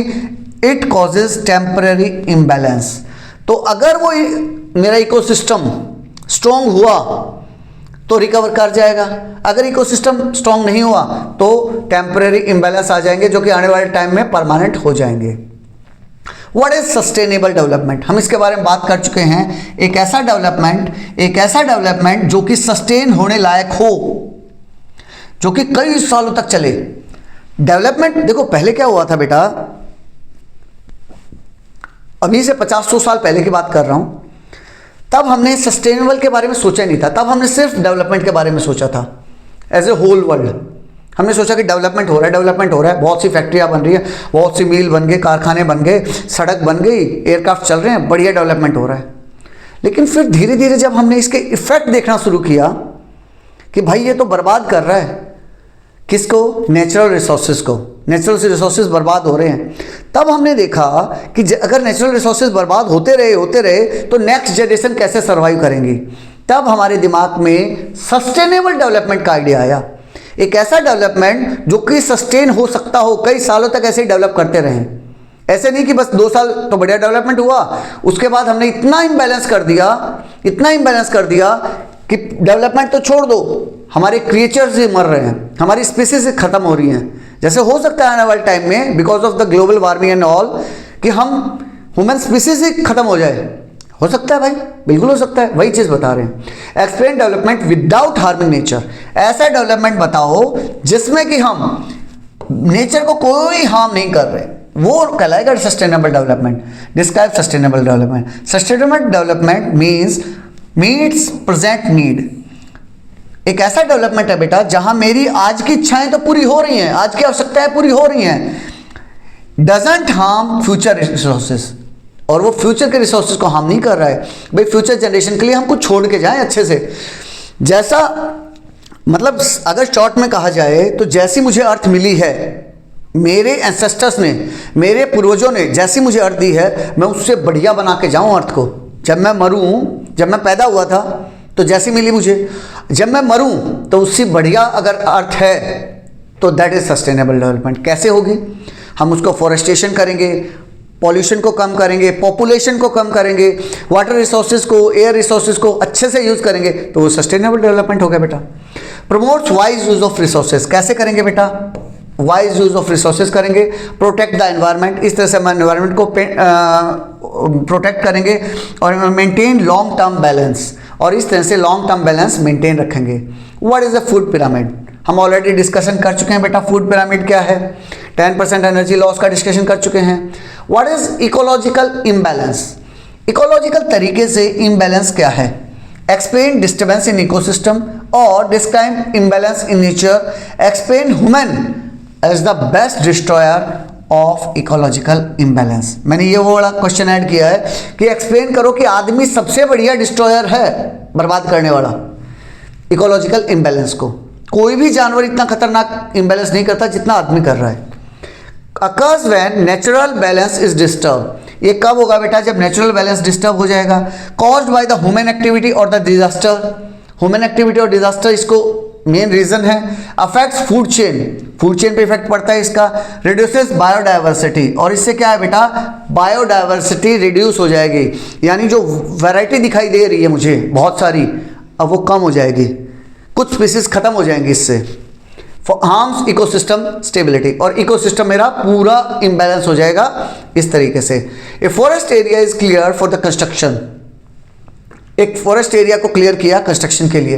What are the two effects on ecosystem? Ecosystem पे क्या इफेक्ट आएंगे? ये क्वेश्चन मैंने इसलिए ऐड किया क्योंकि आने वाले टाइम में आप लोगों में से ही कोई ना कोई डीएम बनेगा, डिस्ट्रिक्ट मजिस्ट्रेट बना, कोई एसपी बना, कोई किसी स्टेट का सीएम बनेगा, चीफ मिनिस्टर बनेगा, हो सकता है कोई प्राइम मिनिस्टर भी बने। अब मान लिया आप डीएम हो किसी एरिया के, डिस्ट्रिक्ट मजिस्ट्रेट, आपके पास परमिशन आई कि सर ऐसे ऐसे बहुत बढ़िया स्लाइड दिखाई गई आपको कि सर ये वाला एरिया है, देखो बेकार सा बंजर ज़मीन है, यहाँ कुछ नहीं है, बस 10 20 50 पौधे हैं, पेड़ पौधे, छोटा सा फॉरेस्ट एरिया है, इसको ऐसे काट के एक बहुत बढ़िया सिटी को ऐसे बना देंगे ना, ज़बरदस्त टाइप, मज़ा आ जाएगा, यहाँ विदेशों से फंड आएगा, ये आएगा, ऐसे कहानियाँ आपको सुनाई जाएंगी। अगर उस टाइम आपने इस चैप्टर को ढंग से पढ़ा है तो आपके दिमाग एक बार स्ट्राइक करेगा, यार वहाँ पे तो फॉरेस्ट का एक इकोसिस्टम होगा ना, अगर मैं फॉरेस्ट के इकोसिस्टम को इस तरह से बर्बाद कर दूंगा तो डेवलपमेंट तो हो गया, तो क्या वो डेवलपमेंट सस्टेनेबल डेवलपमेंट है? तब आपका दिमाग स्ट्राइक करेगा, नहीं, ये सस्टेनेबल डेवलपमेंट नहीं है। आप उस फाइल को रिजेक्ट कर दोगे और उसके पीछे लॉजिक बताओगे कि भाई ऐसे है। फिर हो सकता है वो डेवलपर जो भी हो वो उसको दूसरे तरीके से रिप्रेजेंट करे कि ठीक है, मैं यहाँ से अगर 1000 पौधे काटूंगा तो मैं किसी दूसरी जगह 10,000 पौधे लगा दूंगा, तब आप उस फाइल को रिकमेंड कर दो, तो वो तो हो गया सस्टेनेबल डेवलपमेंट। मैं ये भी नहीं कह रहा कि डेवलपमेंट करो ही मत, बात समझ रहे हो?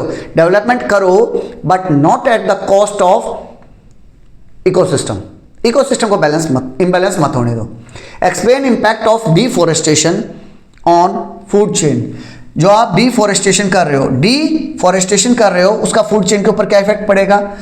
Describe ecosystem changes due to the forest loss और एनालाइज द सिचुएशन। जो भी ये सिचुएशन दे रखी है उसको अच्छे से एक्सप्लेन करो। Loss of habitat for animal, जैसे ही मैं क्लियर करूंगा उस जगह को कंस्ट्रक्शन के लिए, तो एनिमल्स की जगह को मैंने कब्जा कर लिया, हैबिटेट पे मैंने कब्जा कर लिया। इससे क्या होगा बेटा? फूड चेन डिस्टर्ब हो जाएंगी, बायोडाइवर्सिटी कम हो जाएगी, कुछ बर्ड्स गायब हो जाएंगे, कुछ एनिमल्स गायब हो जाएंगे। जैसे आज के टाइम में जो छोटी स्पैरो आती थी ना, बहुत कम हो गई है, नहीं दिख रही है। क्रो कम हो गए, नहीं दिख रहे हैं। इंक्रीज इन सॉइल इरोजन, जैसे ही डिफॉरेस्टेशन करते हैं बेटा, सॉइल इरोजन भी बढ़ जाता है। सॉइल इरोजन मतलब सॉइल इरोड होना शुरू हो जाएगी, यानी मिट्टी बह के चली जाएगी। कॉजेज इकोलॉजिकल इम्बैलेंस, ये वर्ड बेटा बहुत इंपॉर्टेंट है। इकोलॉजिकल इम्बैलेंस, इकोलॉजिकल इम्बैलेंस मतलब हम इकोसिस्टम में इम्बैलेंस पैदा कर रहे हैं। Excessive use of pesticides kill insects in the field, जब हम खेतों में बहुत से पेस्टिसाइड्स का यूज करते हैं तो उससे इंसेक्ट तो मर गए। What happens next? ये वही बात है सस्टेनेबल डेवलपमेंट वाली। एक बार तो सारे जो इंसेक्ट थे मर गए और मुझे जो प्रोडक्शन है वो भी बढ़ गई। पिछली बार मुझे 200 किलो अनाज पैदा हुआ था मेरे यहाँ, अब 500 किलो पैदा हुआ, मैं खुश हो गया, ओके हैप्पी। आप आगे व्हाट हैपन्स नेक्स्ट क्या होगा? Explain impact of pesticide, pesticide के इंपैक्ट को बताइए और describe effect of pesticides on food web. Food web के ऊपर पेस्टिसाइड का क्या इफेक्ट पड़ेगा? Analyse the situation. Decrease in the insect population, तो इंसेक्ट की पॉपुलेशन तो घट गई। आप कहोगे सर मजा आ गया, प्रोडक्शन देखो सर 200 से 500 किलोग्राम हो गई है। बर्ड लूज फूड सोर्सेज, तो वहां उस एरिया में जब इंसेक्ट नहीं रहेंगे बेटा तो बर्ड्स का भी खाने का जो सोर्स था खत्म हो गया। डिस्टर्बेंस ऑफ फूड वेब, तो जब बर्ड को खाना नहीं मिल रहा है तो फूड वेब डिस्टर्ब हो जाएंगे, वो बर्ड्स वहां से चले जाएंगे। रिडक्शन इन द पोलिनेशन, अब जब बर्ड चले गए, इंसेक्ट चले गए तो पोलिनेशन कम हो जाएगा, और जैसे जैसे पोलिनेशन कम होगा कॉजेज इकोसिस्टम इम्बैलेंस। देखना आप कितनी बार ये वाले वर्ड कितनी बार आएगा, इकोसिस्टम इम्बैलेंस, तो उससे क्या होगा, मेरा इकोसिस्टम पूरा इम्बैलेंस हो जाएगा। मैं बार बार बोल रहा हूँ, इस चैप्टर में कहीं से भी कोई क्वेश्चन आए और बोले कि भाई एक ऑर्गेनिज्म को मैं निकाल दूं तो फूड वेब पे, फूड चेन पे कोई इफेक्ट पड़ेगा, आप उसको इतने एक्सप्लेन करना कि भाई पक्का पड़ेगा। अगर मच्छर को भी निकाल दिया तो भी पूरा इम्बैलेंस हो जाएगा। A lake is polluted by waste dumping, आपके शहर के आसपास कोई लेक थी, वहां डिस्ट्रिक्ट एडमिनिस्ट्रेशन ने क्या किया, वहां पे वेस्ट को डंप करना स्टार्ट कर दिया। स्टेट इट्स इफेक्ट, इसका इफेक्ट क्या होगा। इस टाइप से बेटा वाटर पोल्यूशन, वाटर बॉडी के बारे में या फिर एक्वेटिक लाइफ के बारे में किसी तरह भी क्वेश्चन आ जाए, आप क्या लिखोगे, इससे क्या होगा बेटा, एक्वेटिक ऑर्गेनिज्म बर्बाद हो जाएंगे। एक्वेटिक मीन एक्वाटिक बना है बेटा एक्वा से, पानी से, जो पानी वाले ऑर्गेनिज्म हैं वो बेचारे सारे बर्बाद हो गए। रिडक्शन इन ऑक्सीजन लेवल, क्यों बर्बाद हो गए, क्योंकि उस पानी में ऑक्सीजन का लेवल कम हो गया है।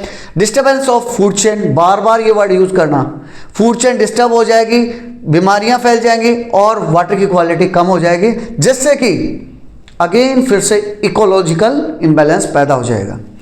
Producers have 1000 unit of energy, producer के पास 1000 यूनिट एनर्जी थी। How much energy raises primary consumer, producer के पास 1000 थी तो प्राइमरी कंज्यूमर के पास कितनी पहुंचेगी, क्या होगा बेटा, उसका 10%, यानी 1000 का 10%। कैसे कैलकुलेट करोगे, 10%, एक जीरो से ये जीरो गया, एक जीरो से ये जीरो गया, कितना बचा, 1000 यूनिट, कितना पहुंचेगा 100 यूनिट। प्रोड्यूसर के पास 1000 यूनिट थी, तो जो प्राइमरी कंज्यूमर होगा, प्राइमरी कंज्यूमर के पास कितना पहुंचेगी बेटा, 100 यूनिट। क्यों पहुंचेगी, because of 10% law of energy transfer.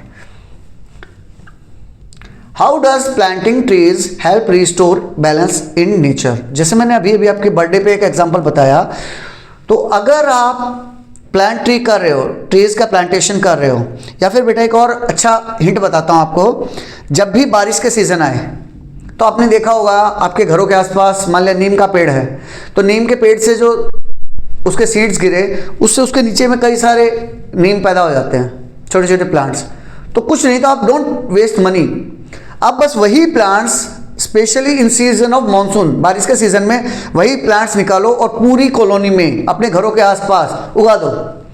उस सीजन में अपने आप से वो ग्रो कर जाएंगे, no need to plant watering them, उसको पानी देने की कोई जरूरत नहीं है, क्योंकि उस टाइम बारिश चल रही होगी, और एक बार प्लांट ग्रो कर गया तो फिर वो अपने आप से सर्वाइव कर जाएगा। इस टाइप से आप प्लांटेशन ड्राइव कर सकते हो अपने एरिया में, स्कूल में कर सकते हो। Explain role of forestation, describe importance of trees, या फिर explain green cover. Green cover का मतलब, ग्रीन मतलब बेटा प्लांट्स, उनके एक्सप्लेन करो। ट्रीज प्रोड्यूस ऑक्सीजन, ट्रीज क्या प्रोड्यूस करते हैं बेटा, ऑक्सीजन, जो कि हमारे सर्वाइवल के लिए बहुत जरूरी है, बिकॉज वी ब्रीथ इन, जब हम इनहेल करते हैं तो ऑक्सीजन ही तो लेते हैं, ये अब्जॉर्व कार्बन डाइऑक्साइड, जो मैं कार्बन डाइऑक्साइड बाहर छोड़ रहा हूं उसको ये अब्जॉर्व कर लेंगे। प्रिवेंट सॉइल इरोजन, और सॉइल इरोजन को भी नहीं होने देते हैं। आपने देखा होगा बेटा, मान लो दिस इज द रोड, ये रोड है, कोई हाईवे है, उसके पास में मैंने ये प्लांट, नॉर्मली गवर्नमेंट जब भी कोई हाईवे बनाती है तो उसके आसपास में इस टाइप से प्लांटेशन ड्राइव करती है। तो आपने देखा होगा कि ट्रायल के लिए अगर मैं एक काम करूं, ट्रायल के लिए अगर मैं एक साइड में ट्रीज लगा दूं और एक साइड में ट्रीज ना लगाऊं, एक साइड में ट्री लगा दिया, एक साइड खाली छोड़ दिया, तो आप देखोगे यहाँ की मिट्टी बह के चली जाएगी, यहाँ की मिट्टी बह के चली जाएगी, लेकिन यहाँ के अब जो मिट्टी के अंदर इसकी जड़ें फैली हुई हैं, इस पेड़ की जड़ें फैली हुई हैं, इस पेड़ की जड़ें फैली हुई हैं, तो वो क्या करेगा बेटा, मिट्टी को होल्ड करके रखेगा और सोइल इरोजन नहीं होने देगा। मृदा अपरदन बोलते हैं हिंदी में, कि मिट्टी आपके बह के नहीं जाएगी। सपोर्ट्स फूड चेन, इसी को इस तरह से फूड चेन मेंटेन रहेगी एंड इम्प्रूव इकोसिस्टम हेल्थ, और इकोसिस्टम की हेल्थ को मेंटेन रखेगा।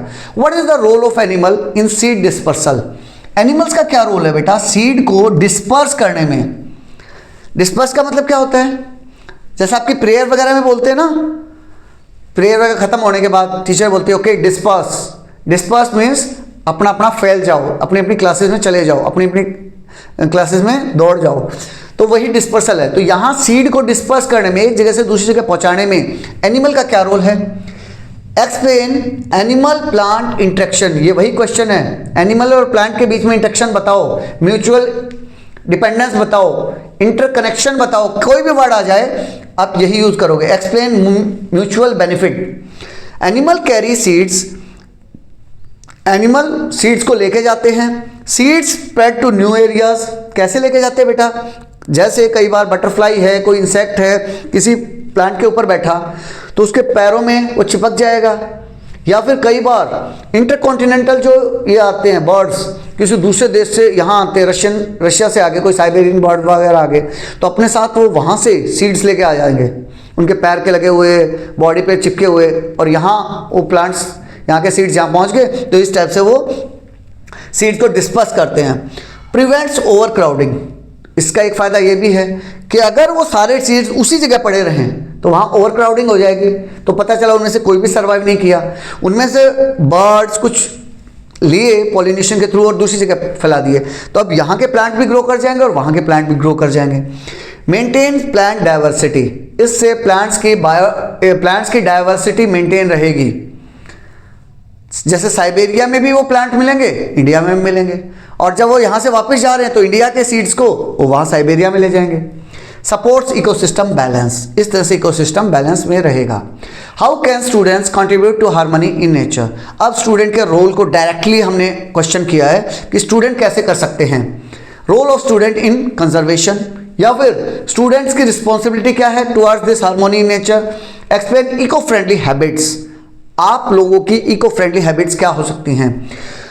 सबसे पहले बेटा 3R का जिक्र आता है, इसे बोलते हैं 3R, 3R है बेटा, 3Rs। पहला रिड्यूस, सबसे पहले तो बेटा रिड्यूस आप कम कर दो, किस चीज को? वेस्ट को, वेस्ट कम पैदा करो। अगर कोई चीज रिड्यूस, अगर वेस्ट हो भी गया तो उसको रिसाइकिल करो, और रिसाइकिल के बाद फिर से उसको रीयूज करो। रिड्यूस, रिसाइकल एंड रीयूज, इससे फायदा क्या होगा? रिसोर्सेज बचेंगे आपके, पॉल्यूशन कम होगा। नॉट ओनली रिसोर्सेज बचेंगे, पॉल्यूशन भी। मैंने उसको जब फिर से रिसाइकिल कर लिया तो जो कचरा बनना था तो वो कचरा तो बना ही नहीं, साथ में उसको रीयूज भी कर लिया। तो आप क्या करोगे बेटा? ट्रीज को प्लांट करोगे, लोगों में अवेयरनेस बढ़ाओगे, गंदगी नहीं फैलाओगे। यही सब तरीके हैं जो हम कर सकते हैं। जरूरी नहीं कि हर बच्चा, हर देश का सिपाही बॉर्डर पे जाके लड़े। आप घर पे रह के भी, आप अपने आसपास भी अगर साफ सफाई रख रहे हैं, इकोसिस्टम को बैलेंस रख रहे हैं, प्लांट ट्री कर रहे हैं, तो ये भी एक टाइप की देश सेवा ही है बेटा। What is mutual dependence in nature? Mutual dependence क्या है नेचर में, जो मैंने बताया था। को एग्जिस्टेंस क्या है, इंटरडिपेंडेंस क्या है, म्यूचुअल डिपेंडेंस क्या है। कुछ भी हो, वो सिंपल वर्ड में कहा जाए तो ऑर्गेनिज्म एक दूसरे के ऊपर डिपेंडेंट होते हैं बेटा। वो फूड का, गैसेस का, सर्विसेज का एक्सचेंज करते हैं एक दूसरे के ऊपर, सर्वाइवल में हेल्प करते हैं, और इससे क्या होगा बेटा? इकोसिस्टम अच्छे से डेवलप कर पाएगा। How does over population disturb natural harmony? मैंने बताया था एक एग्जाम्पल में कि मान लिया आपके एरिया में आपका एक छोटी सी कॉलोनी है जहां सिर्फ 100 houses are there. In those 100 houses if 500 dogs are there, तो क्या होगा? ओवर पॉपुलेशन हो गया। जैसे ही ओवर पॉपुलेशन हो गया तो उन कुत्तों के बीच में जो पहले प्यार से रह रहे थे, उनकी हार्मनी डिस्टर्ब हो जाएगी। एक छोटा सा एग्जांपल है, जैसे जहां भी ओवर क्राउडेड एरियाज होते हैं, ट्रेन लगा लो, झुग्गी झोपड़ी लगा लो, जहां बेचारे थोड़े से एरिया में हजारों लोग रह रहे हैं, वहां क्राइम रेट बढ़ जाता है। क्राइम रेट बढ़ जाता है। जानवरों में लगा लो, जहां जानवर, जैसे मैंने कुत्ते का एग्जांपल दिया, जब तक मेरी कॉलोनी में 5 कुत्ते थे, हम लोग आराम से उनको फीड कर पा रहे थे। वही 5 कुत्ते बढ़ते बढ़ते 500 हो गए, तो क्या होगा, हम कोशिश कर रहे हैं कि उनको फीड करें, लेकिन सबका पेट नहीं भर पाएगा। अब क्या करेंगे, वो आपस में लड़ेंगे और बच्चों को काटेंगे। तो ओवर क्राउडेड का फर्क देख रहे हो कैसे नेचुरल हार्मोनी डिस्टर्ब हो गया। इंक्रीज रिसोर्स कंजम्पशन, तो होगा क्या बेटा, रिसोर्सेज लिमिटेड हो जाएंगे। वो रिसोर्स को इतना ज़्यादा कंज्यूम करेंगे कि रिसोर्सेज चाहे कितने भी ज़्यादा हों वो हमें लगेगा कि बहुत कम है। एग्जाम्पल के लिए जैसे हम कंपैरिजन करते हैं, इंडिया का एक शहर दिल्ली, स्विट्जरलैंड का एक शहर कोई भी म्यूनिख लगा लीजिए। तो आप देखो बेटा, दिल्ली के रेलवे स्टेशन पे आप जाओगे तो पता चला जो रेलवे टिकट वाली लाइन है 20 बड़ी बड़ी लाइन लगी हुई है और 20 window at a time ticket काट रही हैं। फिर भी वहाँ इतना रश हो रखा है, इतना इम्बैलेंस हो रखा है, इतना रायता फैला हुआ है ना कि चोरी चकारी सब कुछ हो रहा है। वेरस वहीं म्यूनिख में जाओगे तो आप कहोगे यार बड़ा अच्छा स्टेशन है, बहुत सुंदर है, बहुत बड़ा है। लेकिन भाई ये देखो, इंडिया के कंपैरिजन में वो आधा भी नहीं होगा, आधे से आधा भी नहीं होगा, उतना पैसा भी यूज नहीं किया होगा। लेकिन वहां बस क्या फायदा था, वहां पॉपुलेशन कम थी, वहां सिर्फ 3 रो थी, 3 विंडोज वर वर्किंग देयर, लेकिन फिर भी वहां बड़ा साफ साफ था, लोग आराम से खड़े थे। क्यों खड़े थे, क्योंकि वहां ओवर पॉपुलेशन नहीं था। वही चीज यहां बता रखा है। इससे क्या होगा बेटा, शॉर्टेज हो जाएगी, जो भी रिसोर्सेज है, जो भी खाने पीने का, हवा है, कुछ भी है, उसकी कमी हो जाएगी। इंक्रीज पॉल्यूशन, तो जैसे ही कमी हुई तो पॉल्यूशन बढ़ जाएगा। Disturb food chain and leads to the imbalance in the ecosystem. How does industrialisation affect ecosystem, industrialisation कैसे इकोसिस्टम को इम्बैलेंस करेंगे। Explain impact of industries on nature, या फिर इंडस्ट्रियल पॉल्यूशन को एक्सप्लेन कीजिए और एक्सप्लेन ह्यूमन इन्फ्लुएंस। जितनी भी इंडस्ट्रियलाइजेशन हुआ बेटा, उससे क्या हो रहा है, रिलीजियस पॉल्यूटेंट्स, बहुत सारे पॉल्यूटेंट छोड़ रहे हैं, वो सल्फर डाइऑक्साइड छोड़ रहे हैं, carbon dioxide, carbon monoxide, pollutants हवा में छोड़ रहे हैं। Creates air and water pollution, तो नॉट ओनली एयर पॉल्यूशन बढ़ रहा है, एयर पॉल्यूशन तो बढ़ रहा है, साथ में वाटर पॉल्यूशन भी बढ़ रहा है। बहुत बार बहुत सी कंपनियों के केमिकल सीधे वो रिवर में डाल देते हैं विदाउट फिल्टरिंग। डिस्ट्रॉय हैबिटेट्स, तो अब एयर के हैबिटेट्स तो मर ही रहे हैं, साथ के साथ वाटर हैबिटेट भी, जो एक्वेटिक लाइफ है वो भी डिस्टर्ब हो रही है। इट अफेक्ट्स लिविंग ऑर्गेनिज्म, तो जो लिविंग ऑर्गेनिज्म उनको अफेक्ट करते हैं और जो हमारा इकोसिस्टम है वो डिस्टर्ब हो जाएगा। How does waste segregation help in the environment, बेटा एक एक वर्ड को बड़े ध्यान से समझना। होता क्या है, बच्चा एक वर्ड गलत इंटरप्रेट कर गया, सेग्रीगेशन का मतलब कुछ और समझ गया वो, तो उसका कुछ और आंसर लिख के आ जाएगा। इसीलिए जो जो वर्ड में अंडरलाइन कर रखा है, बोल्ड कर रखा है, उसको ध्यान से समझ लेना। सेग्रीगेशन का मतलब है बेटा वेस्ट को अलग अलग पार्ट बाय पार्ट अलग अलग निकालना, कि भाई ये मेरा गीला कचरा है, ये मेरा सूखा कचरा है। अब जिस एरिया में मैं रह रहा हूँ वहाँ की म्यूनिसिपल कॉरपोरेशन इतनी अच्छी है कि नॉट ओनली गीला कचरा अलग, सूखा कचरा अलग, इवन इलेक्ट्रॉनिक कचरा अलग, कोई मेडिसिन का कचरा है वो अलग से वो लोग कलेक्ट करने के लिए आते हैं। तो समझ रहे हैं, मतलब इसी टाइप से हमें सोचना पड़ेगा कि ई जो वेस्ट है उसको अलग रखूं, मैं जो मेडिकल वेस्ट है उसको अलग रखूं, गीले कचरे को अलग रखूं, सूखे कचरे को अलग रखूं। डिस्क्राइब सॉलिड वेस्ट मैनेजमेंट, ये क्या होता है बेटा, सॉलिड का वेस्ट, जो वेस्ट हुआ सॉलिड फॉर्म में उसको कैसे मैनेज करेंगे, वही जो कचरे का सेग्रीगेशन है वही बता रहे हैं। Why green and blue waste bins are use separately, कई उसमें आप म्यूनिसिपल कॉर्पोरेशन में आप देखोगे तो वहाँ आपको 2 बकेट फ्री ऑफ कॉस्ट मिल रही हैं। किस नाम पे, बोले भाई एक ग्रीन कलर की है, एक ब्लू कलर की है, एक में आपको गीला कचरा रखना है, एक पे सूखा कचरा रखना है। किस लिए, ताकि हम वेस्ट को अच्छे से सेग्रीगेट कर पाएँ, सच दैट हमारा एनवायरनमेंट अच्छे से सर्वाइव कर पाए।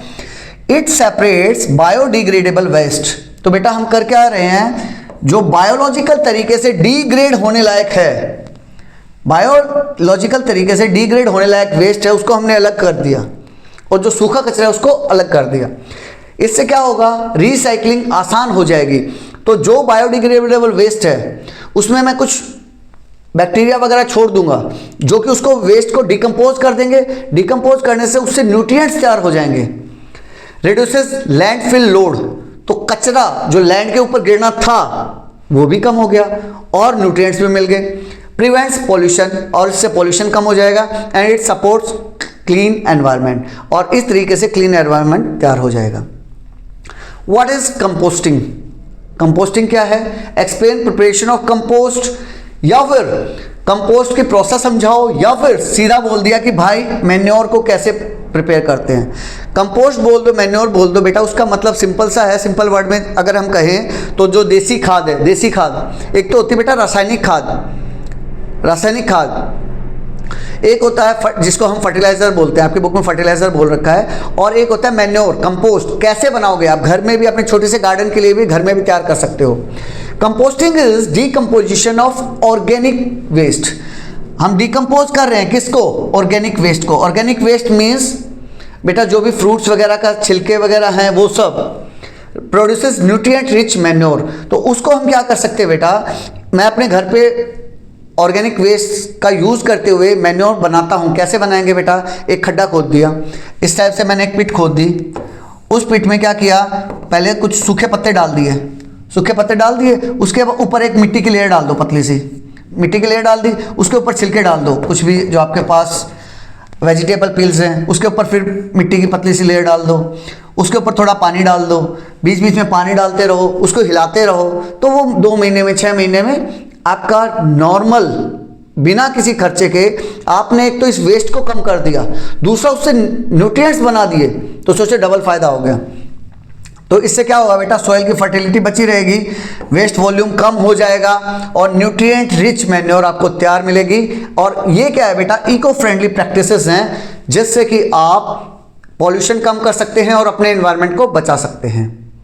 How do wetlands help maintain ecological balance. जो वेटलैंड्स होते हैं, वेटलैंड्स 2 वर्ड से मिलकर बना है, वेट और लैंड। वेट मीन्स गीला, ऐसी जगह एक ऐसा लैंड का फॉर्म जिसके ऊपर पानी आया हुआ है, एक ऐसा लैंड फॉर्म जिसके ऊपर पानी है। सिंपल वर्ड में कहें तो जहां पानी भी है और मिट्टी भी है।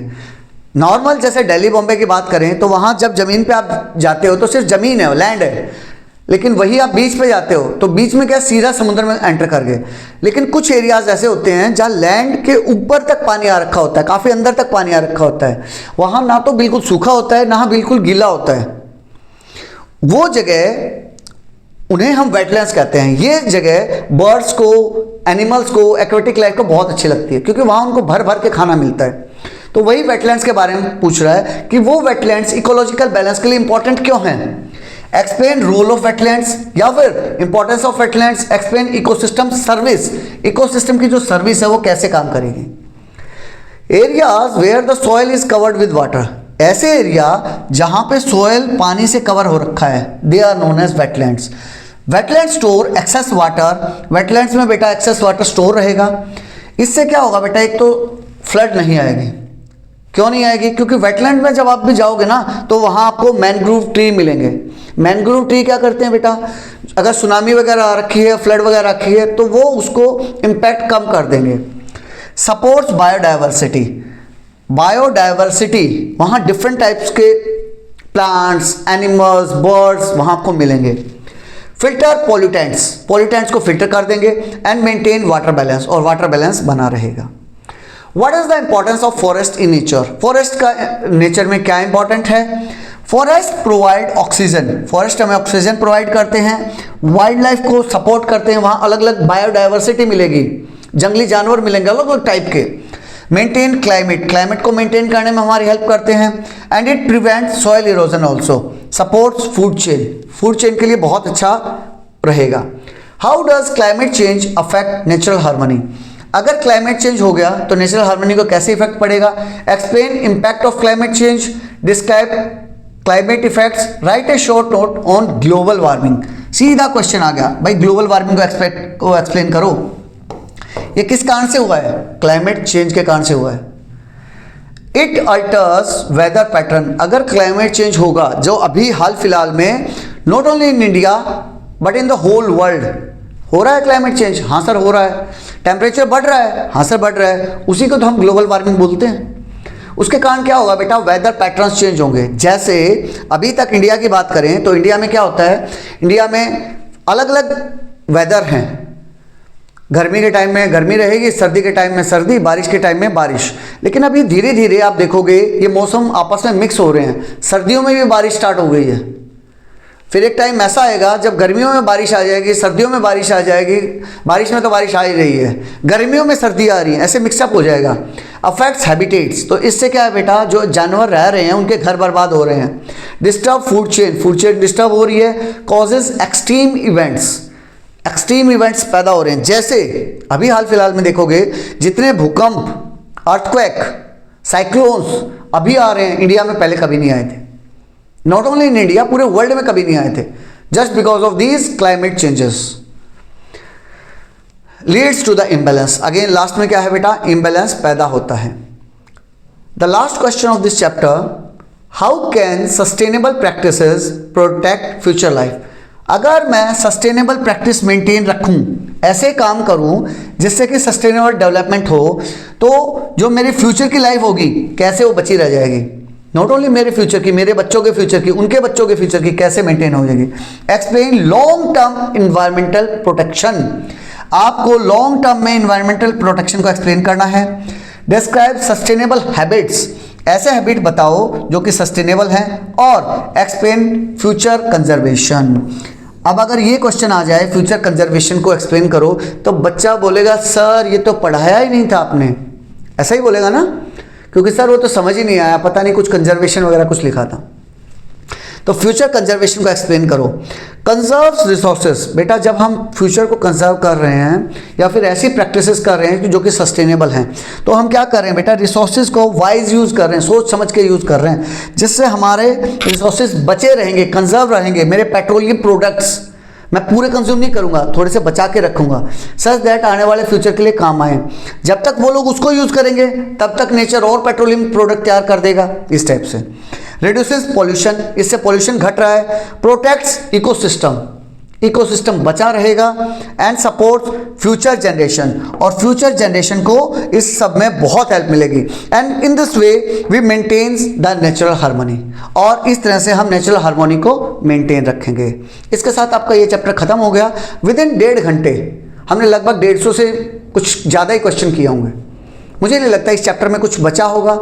अगर सच में मज़ा आया है, इंटरेस्टिंग फील किया है, तो लाइक शेयर सब्सक्राइब कर देना, अपने दोस्तों के साथ शेयर कर देना। With this I am signing off. जय हिंद, जय भारत।